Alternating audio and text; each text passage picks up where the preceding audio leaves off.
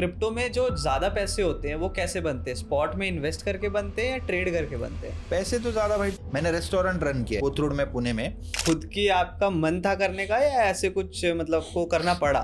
ऐसी कोई सिचुएशन नहीं थी कि मेरे को करना पड़ेगा, बट ऐसी कोई सिचुएशन बहुत अच्छी भी नहीं थी कि मैं ना करूं। जैसे ट्रेडिंग होती है, जब आप जर्नी पे भी हो गए, कभी एक बार ही होता होगा कि हाँ प्रॉफिटेबल आ गया, कॉन्फिडेंस आ जाता है कि हाँ भाई मैं अब प्रॉफिटेबल आ गया। तब एक ऐसा स्टेज भी आता है जब लॉस हो जाता है और तब दिमाग में आता है कि यार ये होगा भी या नहीं होगा। तो आपके लाइफ में आया कभी ऐसा? भाई वो तो आता ही है ना हमेशा।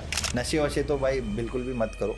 हनी सिंह को ब्लूटूथ किंग बोलते थे, इतने उसके गाने पसंद थे लोगों को। और फिर कुछ लोग आ गए जिनमें टैलेंट नहीं था, बट वो लोग आज बोल रहे कि इनका कमबैक क्यों नहीं हो रहा।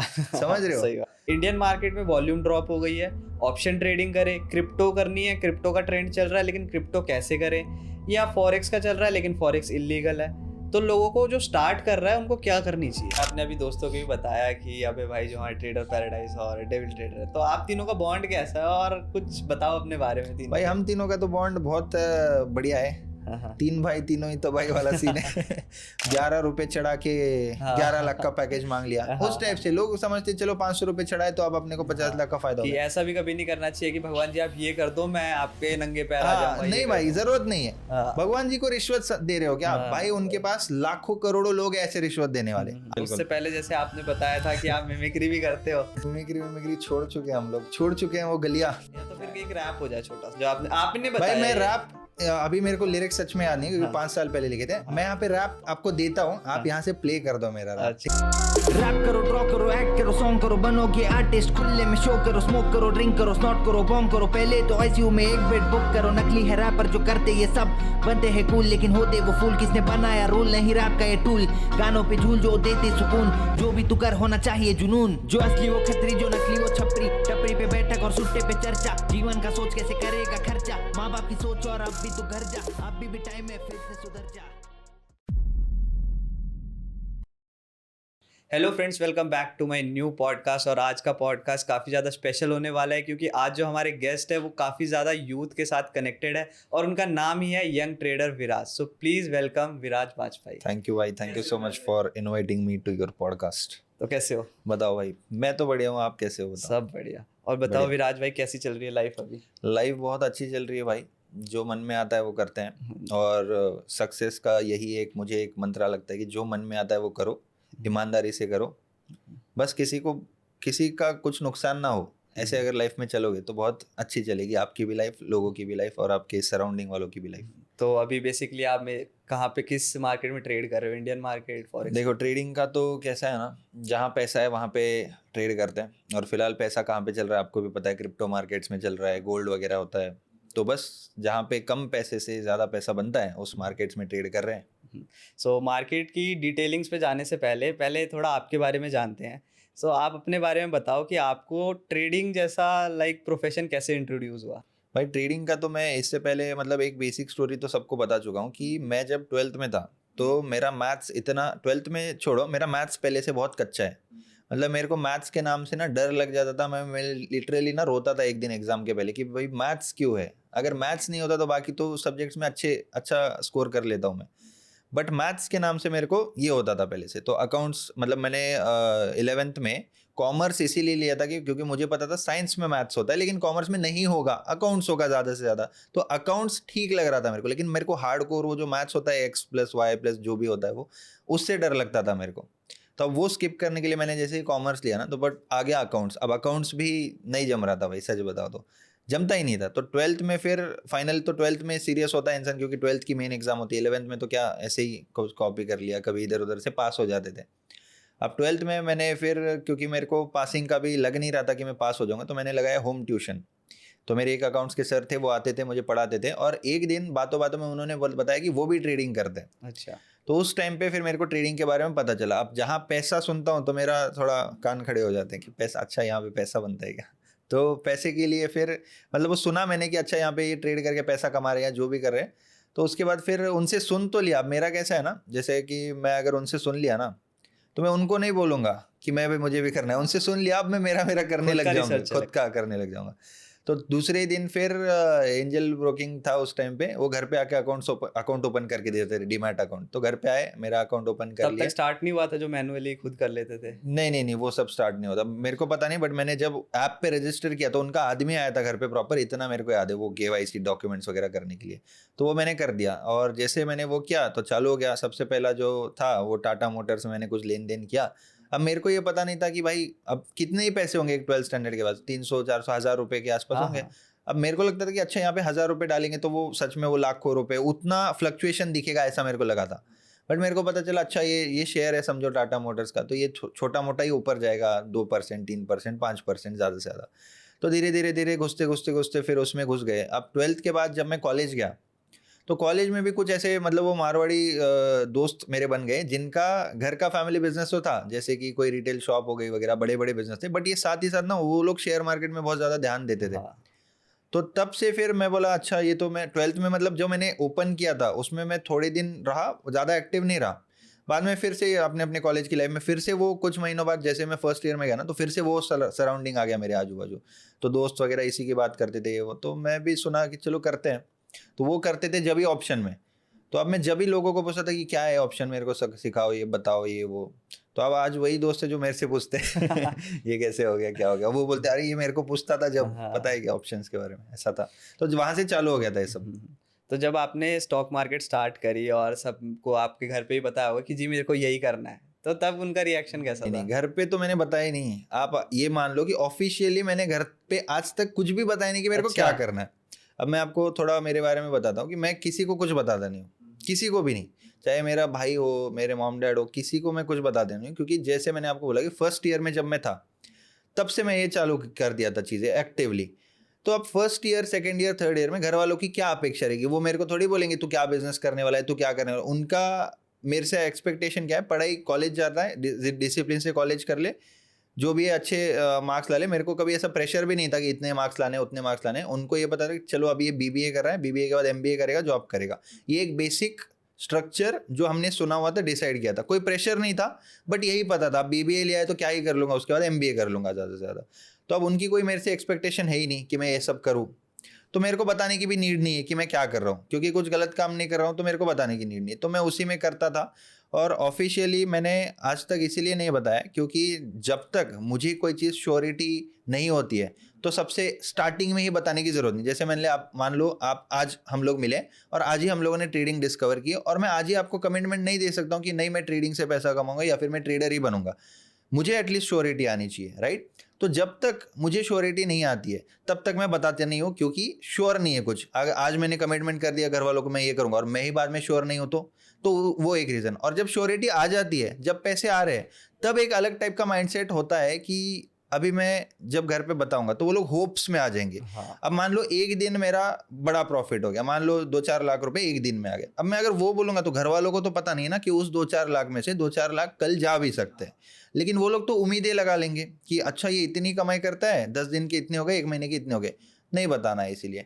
तो जब तक कमाई नहीं हो रही थी तब तक बताने का भी सेंस नहीं बनता, और जब कमाई हो रही है, जब इनकम हो रही है, तब भी बताने का सेंस नहीं बनता, क्योंकि आपके आसपास वाले उम्मीदें लगा लेते, होप्स लगा लेते, और बाय चांस कुछ अप डाउन अगर आपके लाइफ में होता है तो वो बिल्कुल भी अच्छी बात नहीं है आपके फैमिली के लिए, सराउंडिंग के लिए। तो वो माइंडसेट से आज तक कभी भी मैंने कभी किसी को कुछ नहीं बताया। अभी तो बहुत सारे बिजनेसेस और भी मैं करता हूँ, बट कभी किसी के फाइनेंशियल्स किसी को भी पूरी दुनिया में मेरे अलावा नहीं पता है, और ना ही मुझे कोई पूछता है। ये भी एक बात है, सब कुछ अच्छा चल रहा है, जिसको जो चाहिए वो मिल रहा है। जो भी है मैं एक जो बेस्ट कर सकता हूँ मेरी तरफ से वो मैं करता हूँ, चाहे फैमिली हो, चाहे जो भी मेरे सराउंडिंग में लोग हो उनके लिए। तो ना मैं बताता हूँ ना वो पूछते हैं, ऐसी बात है। तो आपने चलो ट्रेडिंग की जर्नी तो स्टार्ट अपने कर ली थी, ट्रेडिंग स्टार्ट कर ली थी। आपको कब समझ आया कि हाँ हम इंस्टाग्राम पे भी आ सकते हैं और हम थोड़ा पढ़ा भी सकते हैं? ये आपको कब समझ अब देखो, बोलने में या बात करने में ना कॉन्फिडेंस मेरे अंदर बहुत है। जैसे कि लोग बोलते हैं कि कैमरा को कैसे फेस करना है या फिर ये वो। मैं इससे पहले क्या करता था वो मैं आपको एक्सक्लूसिव अभी बताता हूँ। इससे पहले मैंने कभी बताया नहीं किसी भी पॉडकास्ट में। ये जो YouTube वगैरह है ना, आप लोग मेरे को ये देख रहे होंगे, अच्छा इसने यंग ट्रेडर विराज नाम से चैनल चालू किया और ये अभी इस पे बनाता है वीडियो। इससे पहले जब मैं 11th से फर्स्ट ईयर तक, या चलो सेकेंड ईयर तक, साइड बाय साइड मैं ये भी कर रहा था, मैं मिमिक्री करता था, पता है। एक्टर्स, चाहे मोदी जी हो, अमिताभ बच्चन हो, सलमान खान हो, शाहरुख खान हो, जिसकी बोलो उसकी नाना पाटेकर, एग्जैक्ट वो मिमिक्री करता हूँ मैं, करता था, अब हो सकता है क्या? करता था। अभी तो भाई अभी नहीं हो सकता, क्योंकि अभी वो इतना सीरियस हो गया हो ना, मतलब बात करने में वगैरह, वो फील्ड इतना सीरियस हो चुका है ट्रेडिंग का, या फिर ये फाइनेंस का फील्ड है, यूट्यूब पे आ रहे हैं, सीरियसली ज्ञान देना पड़ता है लोगों को, तो वो सीरियस ही बन चुका हूँ मैं, ऐसा है। बट अदरवाइज इससे पहले मैंने रैप्स भी लिखे हैं, रैप सॉन्ग्स, रैप लिखता था, बनाया, प्रॉपर बीट पे प्रोड्यूस करके वो भी किया हुआ है। आप बहुत सारी चीजें हमें दे रहे हो, ये सब मैं आपसे करवा भी नहीं कराओ ना, अपन कराएंगे, मतलब करेंगे फिर फ्यूचर में कभी। आपको चाहिए तो मैं आपको गाने भेजता हूँ मेरे, अभी भी अनलिस्टेड प्राइवेट करे हुए हैं मेरे यूट्यूब पे वीडियोस वगैरह, आप चाहे तो डालो कुछ क्लिप, मैं वो आज से 6-7 साल पहले की क्लिप्स आपको भेज दूंगा, वो आप डालो अगर कहीं जमता है तो मैंने रैप लिखे हुए, मैं मिमिक्री करता था, मैं प्रॉपर स्क्रिप्टिंग करता था, बीबी की वाइन्स है उस टाइप की वीडियोस बनाता था सेलिब्रिटीज केस में। अब बीबी की वाइन्स के तो खुद के कैरेक्टर्स है, जैसे कि वो मिस्टर भोला वगैरह जो भी है उसके कैरेक्टर, बट मेरे उसी टाइप में मैं ही प्ले करता था। एक हो गया सामने अमिताभ बच्चन हो गया, बाजू में नाना पाटेकर, फिर सलमान खान, इन लोगों का कॉन्वर्जेशन चल रहा है, इस टाइप के क्रिएटिव वीडियोस, फनी वीडियोस बनाता था मैं। अब ये सब कैसे चालू हुआ, फिर से अगेन मैंने जैसे आपको बोला, अकाउंट्स के सर ने बताया ट्रेडिंग है, मैंने ट्रेडिंग चालू कर दी। उस टाइम पे चलते थे आशीष चंचलानी, भुवन बाम, हर्ष बेनीवाल, ये 3 लोगों के वीडियोस आते थे, उसी टाइप का मैंने देखा, अच्छा ये लोग वीडियोस बना रहे, ये मैं भी कर सकता हूँ, मैंने चालू कर दिया। तो कुछ भी चीज़ स्टार्ट करने से पहले मैं सोचता नहीं हूँ। आज भी मेरे को कोई बिजनेस लगता है, हाँ ये बिजनेस अच्छा है, इसमें पैसा है, करो। जैसे मैंने आपको बताया, स्टूडियो है, ओपन करो।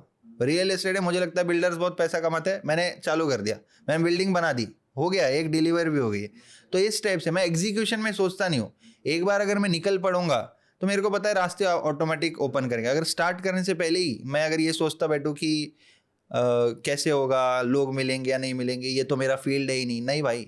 एक बार आपके पास बेसिक मनी आ गया ना, उसके बाद आपका फील्ड क्या है या फिर आपने क्या पढ़ाई की, doesn't matter, not at all.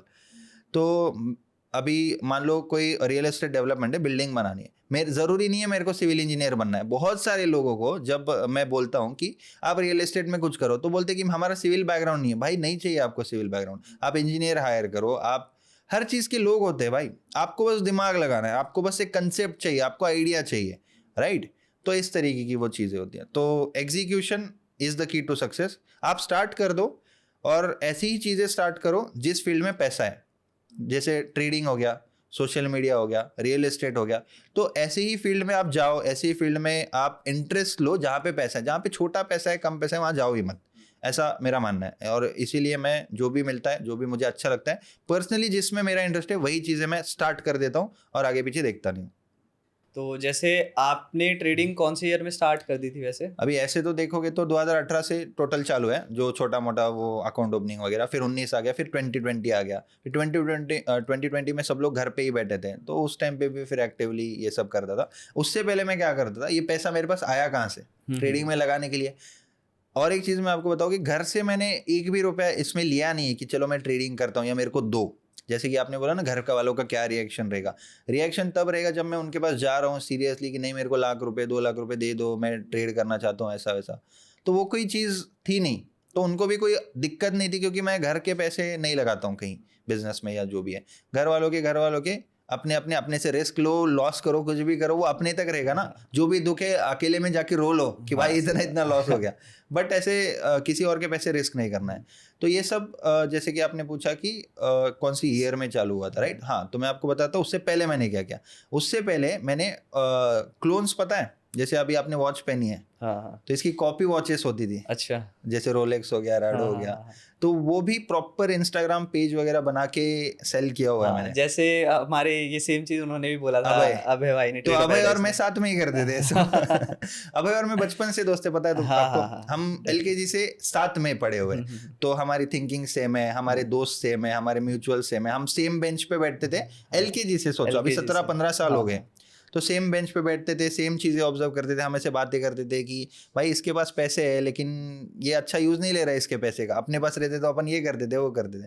तो 10th में जब हम लोग थे, 10th हो गई थी शायद जस्ट, तब हमने इसी चीज़ चालू की थी साथ में ही। पहले उसने चालू कर दी, फिर मैंने चालू कर दी।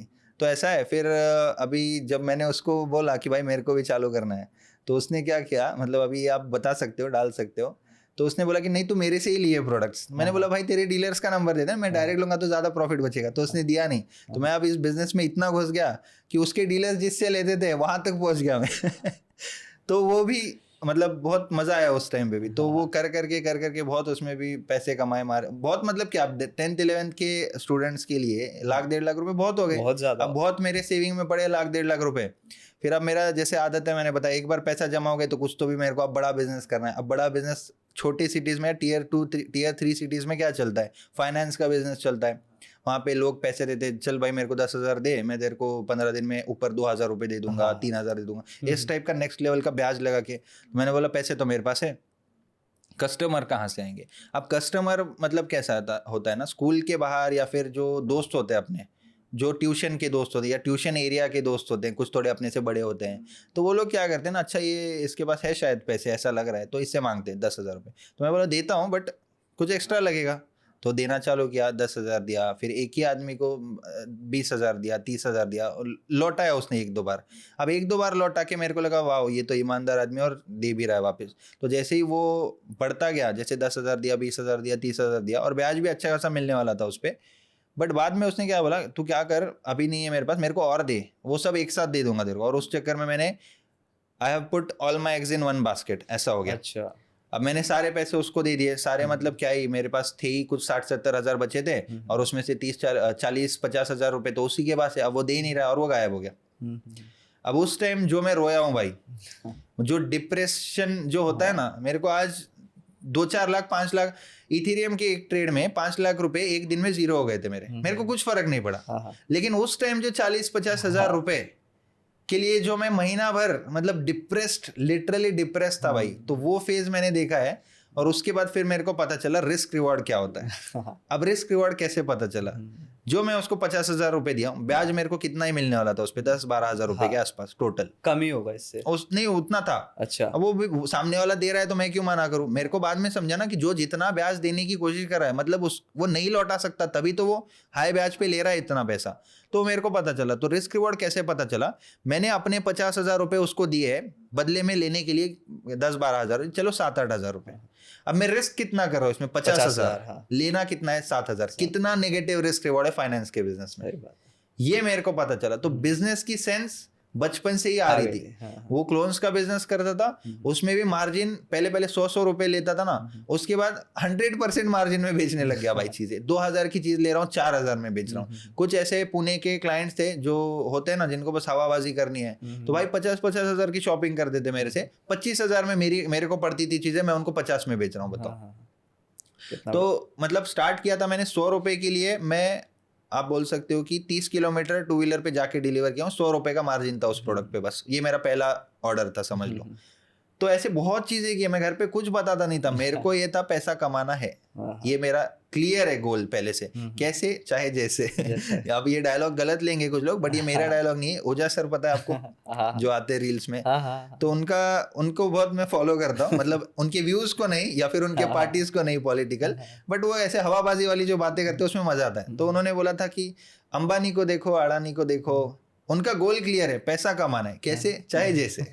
तो उस टाइप का थोड़ा भावनाओं में बह जाता हूँ मैं भी कभी कभी। तो ठीक है, पैसा कमाने के लिए फिर चाहे जो हाथ में आए वो करो। अब मेरा ऐसा नहीं कि मेरे को बिजनेस ही करना था, अगर मेरे पास ये सब चीज़ें नहीं होती तो मैं चाहे जॉब मिल रही होती तो जॉब कर लेता, जो भी मेरे हाथ में होता मैं कर लेता। मैं देखता नहीं कि नहीं मेरे को बिजनेस ही करना है, करना इंटरेस्ट तो मेरा बिजनेस में ही था, बट मैं ऐसा अड़के नहीं बैठा कि नहीं जॉब मिल रही है लेकिन नहीं लूंगा, बिजनेस करूंगा। और क्या कर रहा है तो मैं सोच रहा हूँ क्या बिजनेस, इस टाइप का नहीं। मैं हाथ पे हाथ रख के बैठने वालों में से नहीं हूँ, या फिर मैं खाली बैठने वालों में से नहीं हूँ, जो आएगा सामने कर लूंगा, इस टाइप का मेरा पहले से था। और मैं रेडी था हर चीज़ के लिए। मैंने रेस्टोरेंट रन किया एक, अच्छा पता है, कोथरूड में, पुणे में, प्रॉपर एक मतलब क्या बोलते हैं, इतना ही वो होगा, इतना सा रेस्टोरेंट था। वो रेस्टोरेंट वगैरह रन करना तो काफी मुश्किल भी होता है भाई। सुबह 6 बजे उठता था, सुबह 6 बजे उठ के वेटर और जो कुक होते हैं उनको जो रूम लेके दिया था, फ्लैट वगैरह, वहां पे उनको उठाने जाता था, आता था यहाँ से बाहर, ये समझो अपना किचन है और बाहर भी स्पेस है टेबल चेयर रखने की, अंदर से पूरे टेबल चेयर बाहर लेके जाता था, बहुत हैवी थे वो, उठा के। और मैं था ये 12th की ये बात है, तो तब की ये बात है। तो तब से ये भी किया है मैंने, बताओ, वो कम से कम 7-8 महीने किया। उसमें इन्वेस्टमेंट किसी और की थी, मैंने बोला कि मैं वर्किंग पार्टनर बनता हूँ, मैं संभालता हूँ प्रॉपर, इस टाइप से। तो ये सब चीज़ें भी करी है, बताओ। तो मतलब ये आप खुद की, आपका मन था करने का या ऐसे कुछ मतलब को करना पड़ा? वही मैं आपको बताता हूँ। ऐसी कोई सिचुएशन नहीं थी कि मेरे को करना पड़ेगा, बट ऐसी कोई सिचुएशन बहुत अच्छी भी नहीं थी कि मैं ना करूँ, समझ लो। अब कैसा है ना, मेरे फैमिली में हम लोगों ने बहुत बेस्ट टाइम भी देखा है, बहुत पैसे भी देखे, बट उसके बाद कुछ बिजनेस में लॉसेस भी देखे, और उसी की वजह से बहुत नुकसान हो गया। मतलब हमारे पास गाड़ियाँ भी थी, 2-3 गाड़ियाँ थी, वो हमको सेल करनी पड़ी। बड़े बड़े बिजनेस थे, हमारा टूर्स एंड ट्रैवल्स था, हमारा बार था, हमारे रियल एस्टेट थे, बट वो क्या हो गया, कुछ गलत डिसीजन, बिजनेस है, मार्केट है, कुछ ना कुछ होता है, और वो हमको थोड़ा बहुत उसमें लॉस बेयर करना पड़ा, काफ़ी ऐसा बोल सकते हो। तो जो भी था वो ऑलमोस्ट मतलब ख़त्म हो गया था, बट बाद में ठीक है, स्टेबल था, ऐसा कुछ बहुत ही नहीं था कि बहुत एकदम ये, बट हाँ एक अच्छा स्टेबल नॉर्मल था, ऐसा बोल सकते हो। अब ये सब चीज़ें देखने के बाद जो मैंने देखा है, अपसाइड मैंने देखा है, तो मेरे को तो वही, बचपन में तो मैंने अपसाइड देख लिया ना, और जब मैं बड़ा हूँ मैं देख रहा हूँ कि यार वो अपसाइड में तो बहुत मज़ा आता था, वही था। और बचपन में मैं कैसा हो गया था ना, एक टाइप का एक घमंडी मेरा स्वभाव हो गया था, क्योंकि बचपन में जब स्कूल में होता है, हाँ, तीसरी, थर्ड, फोर्थ, फिफ्थ स्टैंडर्ड में सब कुछ था, ये था, वो था, हम हमारे सिटी में बहुत मतलब बढ़िया एक घमंड आ जाता है कि भाई मेरे डैड ये है, वो है, हमारा इतना है, बिजनेस है, ये वो है। तो अगर वही कंटिन्यू चलता ना, तो शायद आज मैं कुछ सीख नहीं पाता उससे, क्योंकि मैं अगर बचपन में उतना उस टाइप का मेरा नेचर हो गया था कि घमंडी, ये वो, बहुत ऐसा हवा में, तो शायद आज भी मैं और इससे ट्रिपल हो जाता। तो मैं उस टाइम पे जो मेरे को सिचुएशन ने हम्बल किया है, तो मैं आज भी हम्बल हूँ, चाहे जो हो जाए। मेरे से कोई भी बात करेगा, कोई भी करेगा ना, मेरे कुछ, मैं किसी के सामने कुछ शो ऑफ नहीं करता हूँ, कुछ नहीं, या मेरे को कुछ ऐसा बताने की नीड नहीं कि भाई मैं तेरे से भारी हूँ, ये हूँ, वो, मैं ये करता हूँ, कुछ नहीं भाई, बहुत सबसे अच्छे से। तो ये हम्बल मेरे को सिचुएशन ने बनाया, ऐसा समझ सकते हो आप। हाँ, तो मैं ये क्यों करता था, क्योंकि मेरे को जो अपसाइड मैंने देखा था, मेरे को एटलीस्ट वो उतना लेवल तो चाहिए था, या तो उससे बेटर चाहिए था। और सच बता रहा हूँ, जब लोग बोलते हैं ना कि ये सब तो मैंने सोचा भी नहीं था कि इतना मुझे मिल जाएगा, इतना मैं हो जाऊंगा, मेरे को लगता था भाई क्या फेंक रहा है। लेकिन सच में भाई वैसा ही है मेरे साथ। मतलब मेरे को ये अभी अभी एक्सपीरियंस हुआ है कि सच में मैंने इतना भी नहीं सोचा था कि मैं इतना आगे भी आ जाऊंगा। सच बताऊं, जितना सोचा था उससे ज्यादा मिल रहा है, और मिल गया है, ऐसा बोल सकते हो। तो बात वही है कि जो भी आप मतलब सोचते हो ना, उससे बेटर आपको मिलता है। आपने मान लो इनोवा सोची है, तो फॉर्च्यूनर तो आपको मिल जाएगी, बट आप काम करते रहो, डिसिप्लिन से करो जो भी कर रहे हो, और लोगों का मत सोचो लोग क्या सोचेंगे, ये वो, लोगों का काम है बोलते रहना, है ना। लोग, अपन अगर इंटरनेट पे आए, सोशल मीडिया पे आए, कुछ लोगों को मेरी बातें बहुत इंस्पायर करेगी, कुछ लोग बोलेंगे कि क्या बोल रहा है भाई, ये वो, मेरे को ट्रेड स्ट्रैटेजी बता दे भाई, ये सब मत बोल, इस टाइप का। या कोई बोलेंगे कि क्या है, क्या ही कर लिया तुमने, यूट्यूब चैनल चला रहे हो। बोलने वाले बोलते रहेंगे, हम लोग उस पर ध्यान नहीं देंगे। लेकिन जितने लोग यहाँ पे इंस्पायर हो रहे, हो सकता है मेरा ये सुन के कुछ लोग एग्जीक्यूशन चालू कर दें, कुछ लोग यूट्यूब चैनल चालू कर दें, कुछ लोग ट्रेडिंग में डिसिप्लिन लेके आ जाए, कुछ लोग अलग अलग बिजनेस कर दे, कोई भी स्टार्ट कर दे। जिसके दिमाग में आइडिया, हर किसी के पास है, जो एग्जीक्यूट कर रहा है ना, वो यहाँ पे राज कर रहा है पूरी दुनिया में। अब मेरे को बताओ कि मान लो बोट है, तो भाई स्पीकर की कंपनी है, ऐसा कुछ अलग तो इन्वेंट नहीं किया उन्होंने। JBL है, बहुत सारे स्पीकर है इससे पहले भी। उन्होंने क्या अलग किया बताओ, बस एग्जीक्यूट किया ना। उन्होंने ये सोचा नहीं कि भाई ऑलरेडी इतने स्पीकर है, मेरा स्पीकर कोई क्यों लेगा, सोचा ऐसा? अगर सोचते ना तो वहीं का वहीं रह जाते हैं। तो भाई इतना बड़ा मार्केट है, एक बड़े समुंदर का अगर आप 2-4% भी ले लेते हो ना, बहुत होता है। आप ये मत सोचो कि एक छोटे से तालाब का पूरा 100% मैं लेता हूँ, नहीं, वो तालाब भूल जाओ। आप समुंदर जहाँ पे है ना, वहाँ पे जाओ, उस समुंदर का 2-4% लेने की कोशिश करो, बहुत खुश रहोगे लाइफ में। ये थिंकिंग से मैं चलता हूँ। सो आपको ट्रेडिंग स्टार्ट करके फिर प्रॉफिटेबल होने में कितना टाइम लग गया? भाई प्रॉफिटेबल होने में टोटल 2.5 से 3 साल लग गए टोटल, अगर आप बोलोगे। क्योंकि कैसा होता है ना, ट्रेडिंग में स्टेप बाय स्टेप आदमी सुधरता है। जैसे एक साथ सब कुछ फिगर आउट कर लिया, ऐसा बिल्कुल नहीं होता है। कैसे होता है, मान लो अब मैं ट्रेड कर रहा हूँ, पहले मेरे को लगता था कि एक्यूरेसी सब कुछ है, एक्यूरेसी के पीछे भागा, 100% एक्यूरेसी के पीछे भागा, नहीं मिलती है। बाद में दिमाग में एक बात समझ में आ गई, मान लो 1 साल उसमें चला गया एक्यूरेसी के पीछे भागते भागते, फिर पता चल गया 1 साल में, अच्छा accuracy is not everything, there is a thing called risk reward. फिर पता चला अच्छा अगर एक्यूरेसी थोड़ी बहुत कम भी है, 5-6 ट्रेड भी चल रहे हैं, तो भी मैं अच्छा कर सकता हूँ अगर मेरा रिस्क रिवॉर्ड अच्छा है। तो अगर मेरा रिस्क रिवॉर्ड अच्छा है तो अब मुझे क्या करना है, होल्ड करना है कम से कम 1:2। अब होल्डिंग को डेवलप करते करते 1 साल उसमें निकल जाता है कि मेरे को पता चला 2 चीज़ें, एक्यूरेसी कुछ नहीं है और स्ट्रैटेजी भी एज सच कुछ होती नहीं है। क्या ही होती है भाई स्ट्रैटेजी, बताओ। कुछ लोग बोलते हैं कि आपके पास सब कुछ है लेकिन आपके पास सही स्ट्रैटेजी नहीं है। कुछ नहीं है भाई स्ट्रैटेजी, सच बता रहा हूँ। हाँ। क्या ही है स्ट्रैटेजी? जो मार्केट रैंडम है, कोई आदमी गुजरात में बैठ के या फिर कोई दुबई में बैठ के इंडियन मार्केट को हिला दे रहा है, मान लो कोई 10,000 करोड़ रुपए में स्टॉक सेल कर दे रहा है, तो भाई रेड कैंडल ही बनेगी। आपकी स्ट्रैटेजी को कौन कौन भाव दे रहा है बताओ? उधर पैसे के आगे कोई स्ट्रैटेजी नहीं है। कोई भी ऑपरेटर कहीं भी दुनिया में बैठा होगा वो बैंक निफ्टी गिरा देगा। फाइनेंस मिनिस्टर आ जाएंगे, कुछ तो न्यू पॉलिसी ला देंगे, कुछ तो न्यू रूल लेके आ जाएंगे। क्या है आपकी स्ट्रैटेजी? कुछ नहीं है। स्ट्रैटेजी कुछ नहीं होती है। मार्केट का बिहेवियर जरूर होता है, बिहेवियर पे मैं विश्वास करता हूँ, मैं स्ट्रैटेजी नहीं। बिहेवियर क्या होता है कि भाई ठीक है, न्यूज़ तो एक दिन आ जाएगी, महीने में से एक दिन आ जाएगी, बट बाकी टाइम पे क्या चलेगा? बाकी टाइम पे तो उसका बिहेवियर चलेगा। फेक ब्रेकआउट देता रहता है, तो ब्रेकआउट आ गया, वीकनेस शो कर रहा है, छोटी छोटी कैंडल्स मतलब वीकनेस, तो इस टाइप के बिहेवियर्स होते हैं। तो एक साल निकल गया कि स्ट्रैटेजी और एक्यूरेसी कुछ नहीं होती है, एक्सेप्ट कर लिया। दूसरा साल निकल गया, रिस्क रिवॉर्ड तो होता है, पता है रिस्क रिवॉर्ड है, बट होल्ड कैसे करें? नहीं होता है होल्ड। कोई कितना भी बोले कि चलो मेरे को पता है होल्ड करना है, लेकिन आप जब लाइव बैठोगे, जब वो लाइव पैसे ऊपर नीचे होंगे, 2000 से 1000 पे आ जाएगा, 1000 से 500 पे आ जाएगा ना, आप 500 लेके निकलोगे और जैसे ही 500 लेके निकले वो 2500 पे चला जाएगा। सही बात है। तो ये जब आप देखते हो तो आप खुद को नहीं रोक पाओगे। क्या करने से? होल्ड बुक ना करने से। तो फिर उस पे अपने को कंट्रोल लाना है। फिर 2 साल तो इसी में निकल गए, फिर तीसरे साल ये दोनों को एक साथ अप्लाई करने में निकल जाता है। कि भाई ठीक है, एक्यूरेसी अच्छी है, अभी 6 ट्रेड चलते हैं, 10 में से 6 ट्रेड चलते हैं, 60% की एक्यूरेसी है। रिस्क रिवॉर्ड 1:2 मिल जाता है। रिस्क रिवॉर्ड 1:2 जब मिल जाता है, उसके बाद अब इसको एक साथ करना है अपने को। अब इसमें तीसरा साल कैसे जाता है पता है? Not using your brain, never use your brain in trading. कैसे? अब होता क्या है ना, जब अपन ने ये सब कुछ फिगर आउट कर लिया है, अब अपन डिसीजन लेते हैं पिछले ट्रेड के बेसिस पे। पिछले ट्रेड में लॉस हुआ है ना, इस ट्रेड में मैं ओवर थिंकिंग करूंगा, क्योंकि पिछला मेरे को लॉस वाला सेंटिमेंट है। फिलहाल मैं डर चुका हूं अभी, क्योंकि पिछली बार लॉस हुआ, और मैं अच्छा सेटअप, अच्छा ट्रेड छोड़ दूंगा ओवर थिंकिंग के चलते, क्योंकि मैं ज़्यादा दिमाग चला रहा हूँ।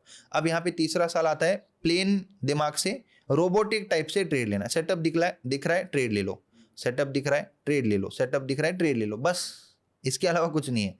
सेटअप दिख रहा है ट्रेड ले लो, रिस्क रिवॉर्ड मेंटेन कर लो, दैट्स इट। समझ रहे हो?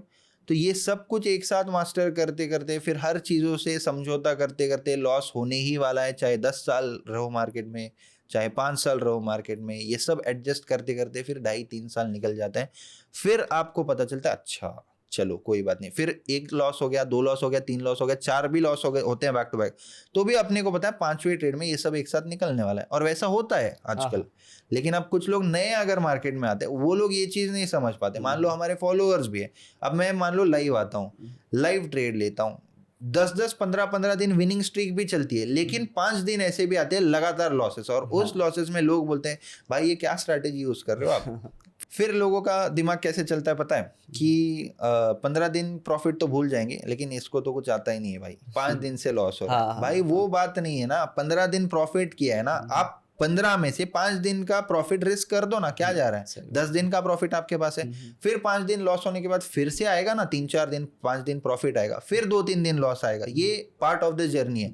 नए लोग जितना जल्दी इसको समझ जाएंगे, उतना वो लोग, मेरे को मान लो 2.5-3 साल लगे ना, उनको 1.5-2 साल लग जाएंगे।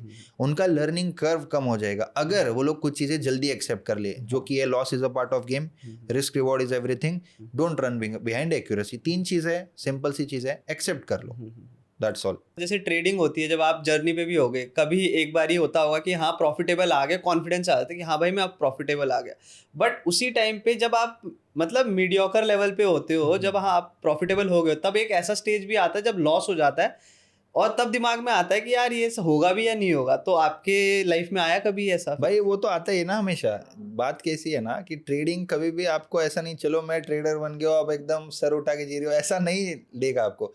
वो आपको टेम्परेरी जरूर फील आएगा। जैसे कि 10 दिन प्रॉफिट हुआ ना, तो आपको लगेगा चलो मैं बन गया ट्रेडर, मजा आ गया, पैसे भी आ गए, विड्रॉ भी कर लिए, मजा आ गया।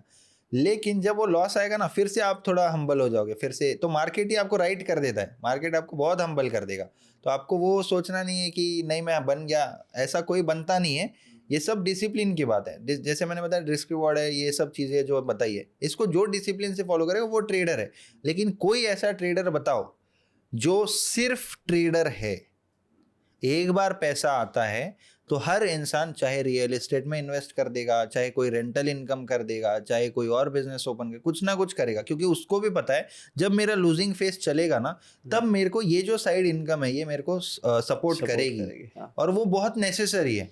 आप देखो लाइफ में ना भगवान पैसा हर किसी को देता है, पहला 1 करोड़ भी हर किसी को देगा, जरूर देगा। आप थोड़ा काम तो करो। आपने तो कुछ लोग बोलेंगे हम तो बैठे घर में, कब दे रहा है 1 करोड़ पहला, ऐसा नहीं, कुछ ना कुछ काम करो। और पहला 1 करोड़ जब आ जाता है, मान लो मैं एक एग्जांपल वाली फिगर दे रहा हूँ, पहला 1 करोड़, उससे आप कुछ ना कुछ अपना बिजनेस वाला दिमाग चलाओ कि कुछ तो करो, कुछ रेंटल करो, कुछ नहीं तो एफडी कर दो भाई, सेफ्टी करो, पहले बेस बनाओ अपना। Base is very important. Building जब बनती है तो नीचे पिलर्स होते हैं बहुत सारे, डायरेक्ट बिल्डिंग नहीं बनती है, पिलर है वो बेस है उसका। तो जितना ज्यादा आप बेस बनाओगे ना, फिर ट्रेडिंग में जो नेक्स्ट लेवल आपकी शिफ्ट आएगा वो बहुत बढ़िया रहेगा। करो ना, चालू करो यूट्यूब चैनल, क्या है आप में अगर है, आप कुछ बता सकते हो, आप कुछ अच्छे से एक्सप्लेन कर सकते हो तो करो। कौन रोक रहा है आपको? आपको अगर समझ रहा है कि मैं ट्रेडिंग में अच्छा हूँ, मेरे को अच्छे से नॉलेज देने आता है, मैं बात अच्छे से कर सकता हूँ, मैं जेन्युइनली जो मेरे को आता है वो अच्छे से वर्ड्स में निकाल सकता हूँ कैमरे के सामने, चालू करो। साइड इनकम हो जाएगी, कुछ ना कुछ बेसिक हो जाएगी, कभी कम हो जाएगी, कभी ज्यादा हो जाएगी, वो यू नेवर नो, राइट? तो बेटर है कि आप ट्रेडिंग तो करो ही, लेकिन साथ ही साथ कुछ लोग ये सोचते हैं कि जॉब छोड़ के ट्रेडिंग करो क्या, स्कूल छोड़ के ट्रेडिंग करो क्या। स्कूल भाई 13-14 साल के मैसेज आते हैं, भैया I watch you every day, you inspire me so much, I wanted to leave school and start trading full time and I am 17 year old and I am 15 year old. कभी कभी 13-14 साल के भी messages आते हैं। तो मैं बोला भाई तुम 13-14 साल के हो, मेरे को याद भी नहीं है मैं क्या कर रहा था 13-14 साल का जब था। और जब सच में इतना भी नहीं, मैं बिजनेसमैन ही पैदा हुआ कि मैं 13-14 साल में ये सब चीजें देख रहा था या ढूंढ रहा था। तुम्हारे पास इतना अच्छा इंटरनेट है, कंप्यूटर है, मोबाइल फोन है, जो भी यंग लोग है उनको ये सब एक्सेस मिल रहा है, यही उनके लिए बहुत बड़ी ब्लेसिंग है। और इसका मतलब ये नहीं कि स्कूल छोड़ दोगे सब कुछ कर दोगे, उनके पास फिगर आउट करने के लिए इतना टाइम है। मान लो कोई 15 साल का बच्चा है, 15 से 20 साल का होने तक 5 साल उसको बस फिगर आउट करना चाहिए उसको क्या करना चाहिए। कैसे फिगर आउट करेगा? सोच के नहीं, हर चीज कर करके। ट्रेडिंग कर ले 1 साल, 1 साल यूट्यूब कर ले, 1 साल ड्रॉप शिपिंग कर ले, 1 साल वीडियो एडिटिंग कर ले, 1 साल कुछ और कर ले, 1 साल कुछ भी कर ले भाई। तो तू करके देख हर चीज। जितने भी लोग इस समय 13 से मान लो 15 से 20 साल के बच्चे हैं, उन सब के पास गोल्डन टाइम है फिगर आउट करने का। आप लोग पढ़ाई लिखाई के भरोसे पे मत बैठो, इतना मैं जरूर बोलूंगा। और पढ़ाई लिखाई छोड़ दो ये भी नहीं बोलूंगा। घर वाले चाहते हैं पढ़ाई लिखाई करो, बिल्कुल करो, एवरेज अच्छे मार्क्स लेके आ जाओ, 70-75% अगर आपका आ रहा है। बाकी के टाइम में बिल्कुल टेस्टिंग करो, एक्सपेरिमेंट्स करो, जो कर सकते हो करो। जहां से भी आपका ब्रेकआउट आ गया आप ट्राई करो, ट्रेडिंग में ट्राई करो ब्रेकआउट करने का, फिर वीडियो एडिटिंग में करो, फिर यूट्यूब में करो, फिर कार फ्लिपिंग करो, मैंने वो भी किया है। जहां पे ब्रेकआउट आया, जहां पे पहला 1 रुपए का भी प्रॉफिट आया ना, वही फील्ड है जो आपको 2 रुपए भी देगा, 3 रुपए भी देगा, 4 रुपए भी देगा, और 4 करोड़ भी देगा भाई। तो वैसी बात है। तो आपको ट्राई करते रहना चाहिए, बहुत सारी चीजें ट्राई करो, क्योंकि कोई भी 24 घंटे पढ़ाई नहीं करता है, मुझे पता है, क्योंकि मैं भी रह चुका हूँ ना। मैं कोई हवा में से डायरेक्ट 25 साल का तो नहीं पैदा हुआ। तो मैं भी पढ़ाई स्कूल की गया हूँ, ट्यूशन गया हूँ, कॉलेज गया हूँ, हर चीज़ मैंने भी की है। अटेंडेंस भी लगाया 75% जो मैंडेटरी होता है वो। तो मेरे को पता है कि कौन कितना बिजी है। और ये जितने भी बच्चे बोलते हैं कि मैं बिजी हूँ, अभी तो मैं पढ़ाई कर रहा हूँ, ऐसा कोई नहीं है भाई। कोई 24 घंटे पढ़ाई नहीं करता है, कोई कुछ नहीं करता है, सच बता रहा हूँ। तो वही है, आप टाइम वेस्ट मत करो, लड़कियों के पीछे मत भागो, नशे वशे तो भाई बिल्कुल भी मत करो। अच्छे अच्छे लोग नशे से निकलना चाह रहे हैं, जो फंस चुके हैं। हनी सिंह का आपने देखा होगा पॉडकास्ट, वो भाई उसने अपने जीवन के शायद 5 से 6 साल वेस्ट कर दिए थे पीक पे। हनी सिंह को ब्लूटूथ किंग बोलते थे, इतने उसके गाने पसंद थे लोगों को। और फिर कुछ लोग आ गए जिनमें टैलेंट नहीं था, बट वो लोग आज बोल रहे कि इनका कमबैक क्यों नहीं हो रहा। समझ रहे हो? तो आप अगर चले जाओगे तो कोई तो भी लेस टैलेंटेड आदमी आ जाएगा, आपकी जगह ले लेगा। तो बेटर है कि आप नशे वशों में मत पड़ो, आप जगह बनाए रखो बस। भले ही आप कुछ स्पेशल मत करो, बट जगह पे रहो, आप दिखते रहो लोगों को, आप कुछ ना कुछ काम करते रहो, वो आपका ब्रेकआउट जरूर आएगा। एंड आज हनी सिंह इज बैक। ऐसी बात, ओजी इज ओजी, राइट? सो जैसे आपने बहुत सारी चीजें बताई, तो उससे 1-2 चीजें आपसे मेरे को पूछनी है। जैसे आपने कहा कि ट्रेडिंग कर रहे हो तो कुछ बिजनेसेस भी होने चाहिए। तो ऐसे बहुत ट्रेडर भी होंगे जो ग्रो कर रहे होंगे और उनको कुछ बिजनेसेस भी स्टार्ट करने होंगे। तो आप थोड़ा बता सकते हो कि आप कौन कौन से बिजनेस कर रहे हो और एज अ ट्रेडर आप क्या क्या स्टार्ट कर सकते हो? देखो भाई, एज अ ट्रेडर सबसे पहले तो आप एक चीज जो स्टार्ट कर सकते हो जो इजी है, आप दूसरों को गाइडेंस दो। सिंपल है, इजी टू स्टार्ट है, लेस इन्वेस्टमेंट है। जैसे कि यूट्यूब इंस्टाग्राम ओपन करो, जो आपने सीखा है उसको बोलो, कंटेंट क्रिएशन जो कि जीरो इन्वेस्टमेंट से चालू होता है। जैसे कि आपने बोला कि दूसरे ट्रेडर्स को बताओ, हाँ ठीक है, जो ग्रो कर रहे हैं अभी, जिन्होंने ग्रो कर नहीं लिया है अभी। हाँ तो उस टाइप के लोगों के लिए यहाँ पे कंटेंट क्रिएशन आ गया एक चीज। दूसरी चीज आ गई, अगर थोड़ी बहुत इन्वेस्टमेंट है 5-10 लाख की, स्टूडियो ओपन करो कंटेंट क्रिएशन के लिए, खुद का भी काम हो जाएगा, रेंट आउट करो, है ना। लोगों को, बहुत सारे यूट्यूबर्स हैं, उनके लिए कुछ बना के दो, उनको एडिट्स प्रोवाइड करो, उनको थंबनेल प्रोवाइड करो, उनको जो कर सकते हो करो। इतना डिमांड आ रहा है, इतने क्रिएटर्स आ रहे हैं, लेकिन हर कोई एडिटर तो नहीं बन सकता ना। हर किसी को टेक का नॉलेज नहीं है, हर किसी भाई किसी को वीडियो अपलोड करने नहीं आता है। आप उनको सपोर्ट करो, आप कुछ भी कर सकते हो। तो और एक बार जब आप जीरो इन्वेस्टमेंट से ये वाली चीजें कर लोगे, मान लो आपने कंटेंट क्रिएशन कर लिया, जो भी कर लिया, और जब आप ट्रेडर बन जाओगे या फिर आपके पास पैसा आना चालू हो गया, या फिर एक कैसा रहता है ना, ट्रेडर बनने के बाद वो रेगुलर इनकम नहीं रहती है कभी भी। मंथली आ रहा है भाई, चलो मेरे पास 10 लाख महीने का, ऐसा नहीं है। 1 महीना कुछ नहीं आएगा, 2 महीना कुछ नहीं आएगा, 4 महीना कुछ नहीं आएगा, 5 महीना, 6 महीना भी कुछ नहीं आएगा, और लास्ट के 6 महीने में इतना आ जाएगा कि आपके 2 साल का निकल जाएगा। वो एक फेज आता है, प्रॉफिट का एक फेज होता है मार्केट में, वो किसी को नहीं समझता है। Trading is not a regular income, it's a seasonal income. Market बहुत अच्छा ट्रेंडिंग है, जैसे अभी गोल्ड है, चल रहा है, सेल करके बहुत, जिसको नहीं भी आता वो भी पैसा कमा रहा है, बहुत अच्छा पैसा कमा रहा है। तो फेज आ गया ना, तो अब उसने अगर पैसा कमाया, अब अगर वो सही स्मार्ट होगा ना, वो पहले तो प्रॉफिट विड्रॉ करेगा, उसको सेफ रखेगा, एंड फिर वापस से उसी कैपिटल से चालू करेगा जो उसका इनिशियल कैपिटल था। लोग गलती क्या करते हैं, पैसा हर कोई कमाता है ट्रेडिंग से, कोई भी ऐसा नहीं है जो देख रहा है जिसको आज तक प्रॉफिट नहीं हुआ, ऐसा कोई भी नहीं होगा। गलती है 1000 रुपए से अगर 10,000 रुपए बनाए ना, 10,000 से ट्रेडिंग करने बैठ जाता है वो, जबकि उसको करना चाहिए 8,000 विड्रॉ कर ले तो 2,000 से वापस से चालू कर। तेरे में स्किल है ना, तो फिर से 2,000 से करना। जैसे कि मैं अभी मतलब जो यूट्यूब पे लाइव मैं करता हूँ, तो मैं लोगों के सामने कभी भी बहुत बड़े कैपिटल से नहीं करता हूँ। मैं हमेशा $2,000 के अकाउंट 4-5 हज़ार हो गया विड्रॉ, फिर से 2,000 से चालू करता हूँ, फिर वो डबल ट्रिपल हो गया। और ये पूरी जर्नी मेरी लाइव में रिकॉर्डेड है, सब कोर्सेज में। कोर्सेज तो ठीक है, फ्री है हर चीज़, कोई मेरे को यहाँ पे चार्जेस नहीं लेता हूँ मैं, बट जो सिखाने का मेरा ये है, उसमें भी लोग भी ऑब्जर्व करेंगे कि भाई ये $2,000 के अकाउंट है, 4-4.5 जैसे ही हुआ विड्रॉ कर लिया, फिर से 2,000 से ही। क्यों भाई मैं नहीं कर सकता कि 4 से? मैं $40,000 से भी कर सकता हूँ, करता भी हूँ, लेकिन मैं आपको नहीं बताता हूँ। तो कहने की बात यह है कि आप जितना ज़्यादा बैक टू बेसिक्स जाओगे, उतना आपकी जर्नी खुश रहेगी और थोड़ा सस्टेनेबल रहेगी। आप अपने आप को सस्टेन कर पाओगे मार्केट में, क्योंकि survival is the first step to success. जितने पैसे कमा रहे हैं फिर उसी से ट्रेड कर रहे हैं। कैसा है ना, $2,000 पे मान लो 5% का लॉस ले रहे हो आप, एग्जाम्पल, कितना लॉस होगा? $100 के आसपास मान लो, ठीक है। 5% इक्वल टू जो भी हो रहा है, एग्जाम्पल $100 का लॉस ले रहे हो आप। अब अगर वही $20,000 का अकाउंट आपने ग्रो कर लिया, 2,000 से 20,000, अब लॉस तो सेम है 5%। तो वही बात है कि जो भी आपका कैपिटल जैसे ही बढ़ता है ना, उतना आपका लॉस भी बढ़ जाता है। समझ रहे हो? तो ये लोगों को समझता नहीं, उनको लगता है एक बार उन्होंने कैपिटल बढ़ा दिया है, सबका बढ़ता है, एक ना एक फेज आता है, वो वापस से ना वहीं पे जाता है। क्यों? क्योंकि रिस्क बढ़ जाता है, फिर लॉट साइज बढ़ जाता है, फिर लालच बढ़ जाता है, फिर ईगो आ जाता है, फिर घमंड आ जाता है, फिर साथ में अगर ट्रेड नहीं चल रहे तो लूजिंग स्ट्रीक आ जाती है। तो यही है, it's all about self control, it's all about the mindset. आप जितना सेल्फ कंट्रोल लो, आप में लालच कम होना चाहिए। आप कंजूस बन के ट्रेड करो, आप मत रखो मार्केट में उतना पैसा। ब्रोकर तो खा जाएगा भाई, ब्रोकर आपके पैसे खाने के लिए बैठा है। एक ऐसा वोलाटाइल मूव आएगा ना, ब्रोकर बोलेगा इनसाइड ऑर्डर लेके चला गया। आप बोलोगे नहीं, मेरी तो कैंडल यहाँ तक आई भी नहीं है जहाँ पे मैंने स्टॉप लॉस लिया था, लेकिन वो लेके जाता है। अभी वैसे ही हुआ था, अभी जितना ये इथेरियम में जो लास्ट टाइम ये आया था ना, अब मैं थोड़ी ना उससे झगड़ा करूंगा। अब हमारे को तो ठीक है, हमको डायरेक्ट बात है हमारी ब्रोकर में, कर सकते हैं हम लोग उतना, मतलब अगर हम वीडियो बना दे वगैरह तो, बट नहीं बोल सकते भाई, क्या ही कर लेंगे बताओ मेरे को। सही बात। तो ऐसी बात है। तो आप ब्रोकर में मत रखो पैसे, आपने रखो, लेकिन जितने से ट्रेड करे उतने रखो। प्रॉफिट हुआ विड्रॉ करो, फिर से डालो ना। लॉस हो गया, आपको लग रहा है फिर से मेरे को करना है, तो फिर से डालो, लेकिन पूरा पैसा एक साथ मत रखो, क्योंकि पूरा पैसा रखने के साइड इफेक्ट्स ये है, आपको लगेगा अच्छा मेरे पास तो इतने पैसे हैं, मैं लॉट साइज बढ़ा देता हूँ, अच्छा मैं और एवरेज कर सकता हूँ क्या? आप लूजिंग ट्रेड होल्ड कर लोगे और क्वांटिटी ऐड कर दोगे। तो इस टाइप की चीज़ें होती हैं।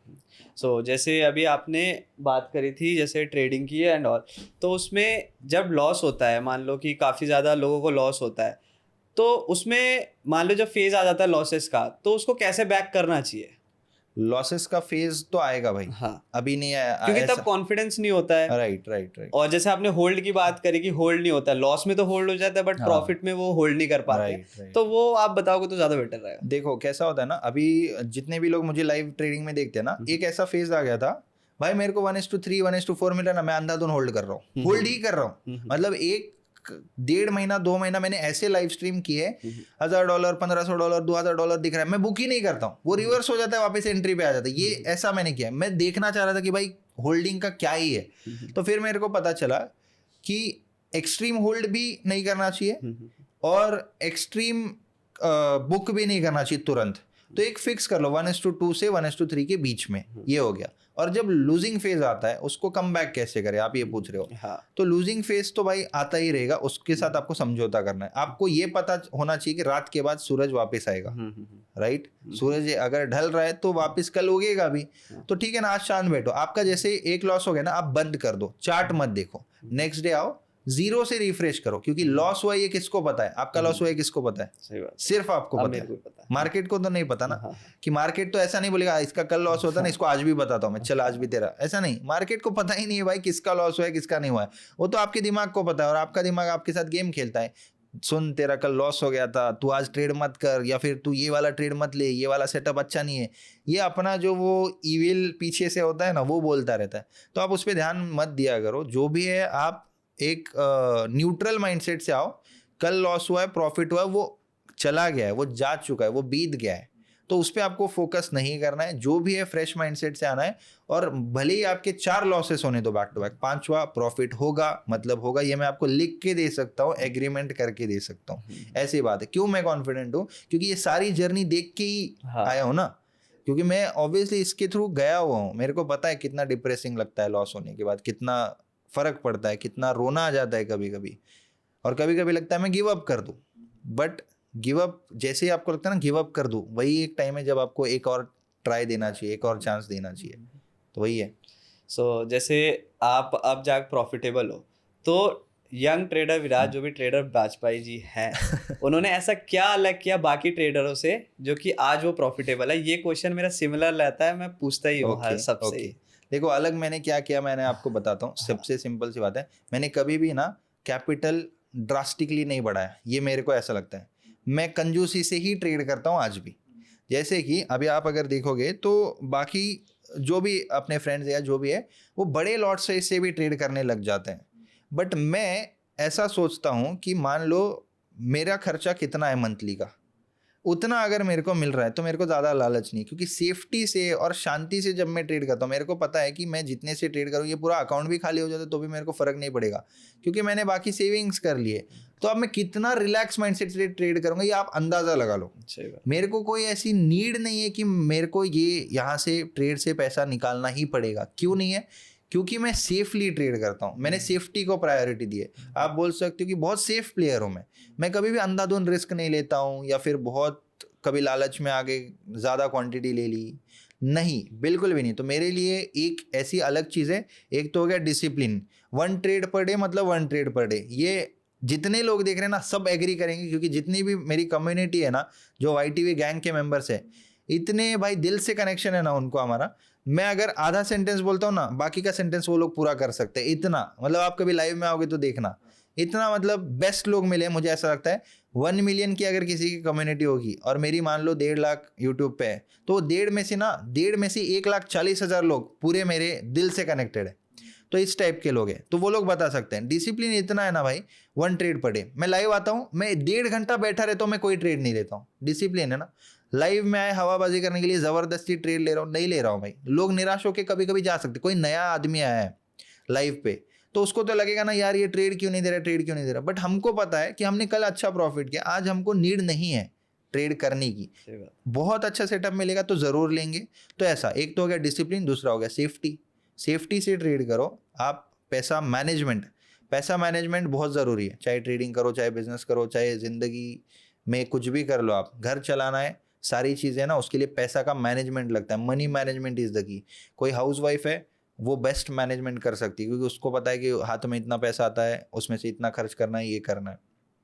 बाकी कोई बिजनेसमैन है, कोई प्रॉपर दुकान चलाता है ना, उसको पता है उसकी दुकान में कितने का स्टॉक है, कौन से प्रोडक्ट पे कितना मार्जिन है, कितने की सैलरी वो दे सकता है। क्या ये मनी मैनेजमेंट? ट्रेडर्स को क्या है भाई मनी मैनेजमेंट? कुछ नहीं पता है ट्रेडर्स को। मतलब जो नए नए ट्रेडर्स आ रहे हैं उनकी बात मैं कर रहा हूँ, क्योंकि उनको इतना पता है अकाउंट में $2000 है, $500 माइनस हो गया। भाई ऐसे बिजनेस करोगे क्या आप? $2000 के अकाउंट पे 500 माइनस करोगे, 4 ट्रेड में तो खाली हो जाओगे आप $50-60 का रिस्क लो मैक्सिमम।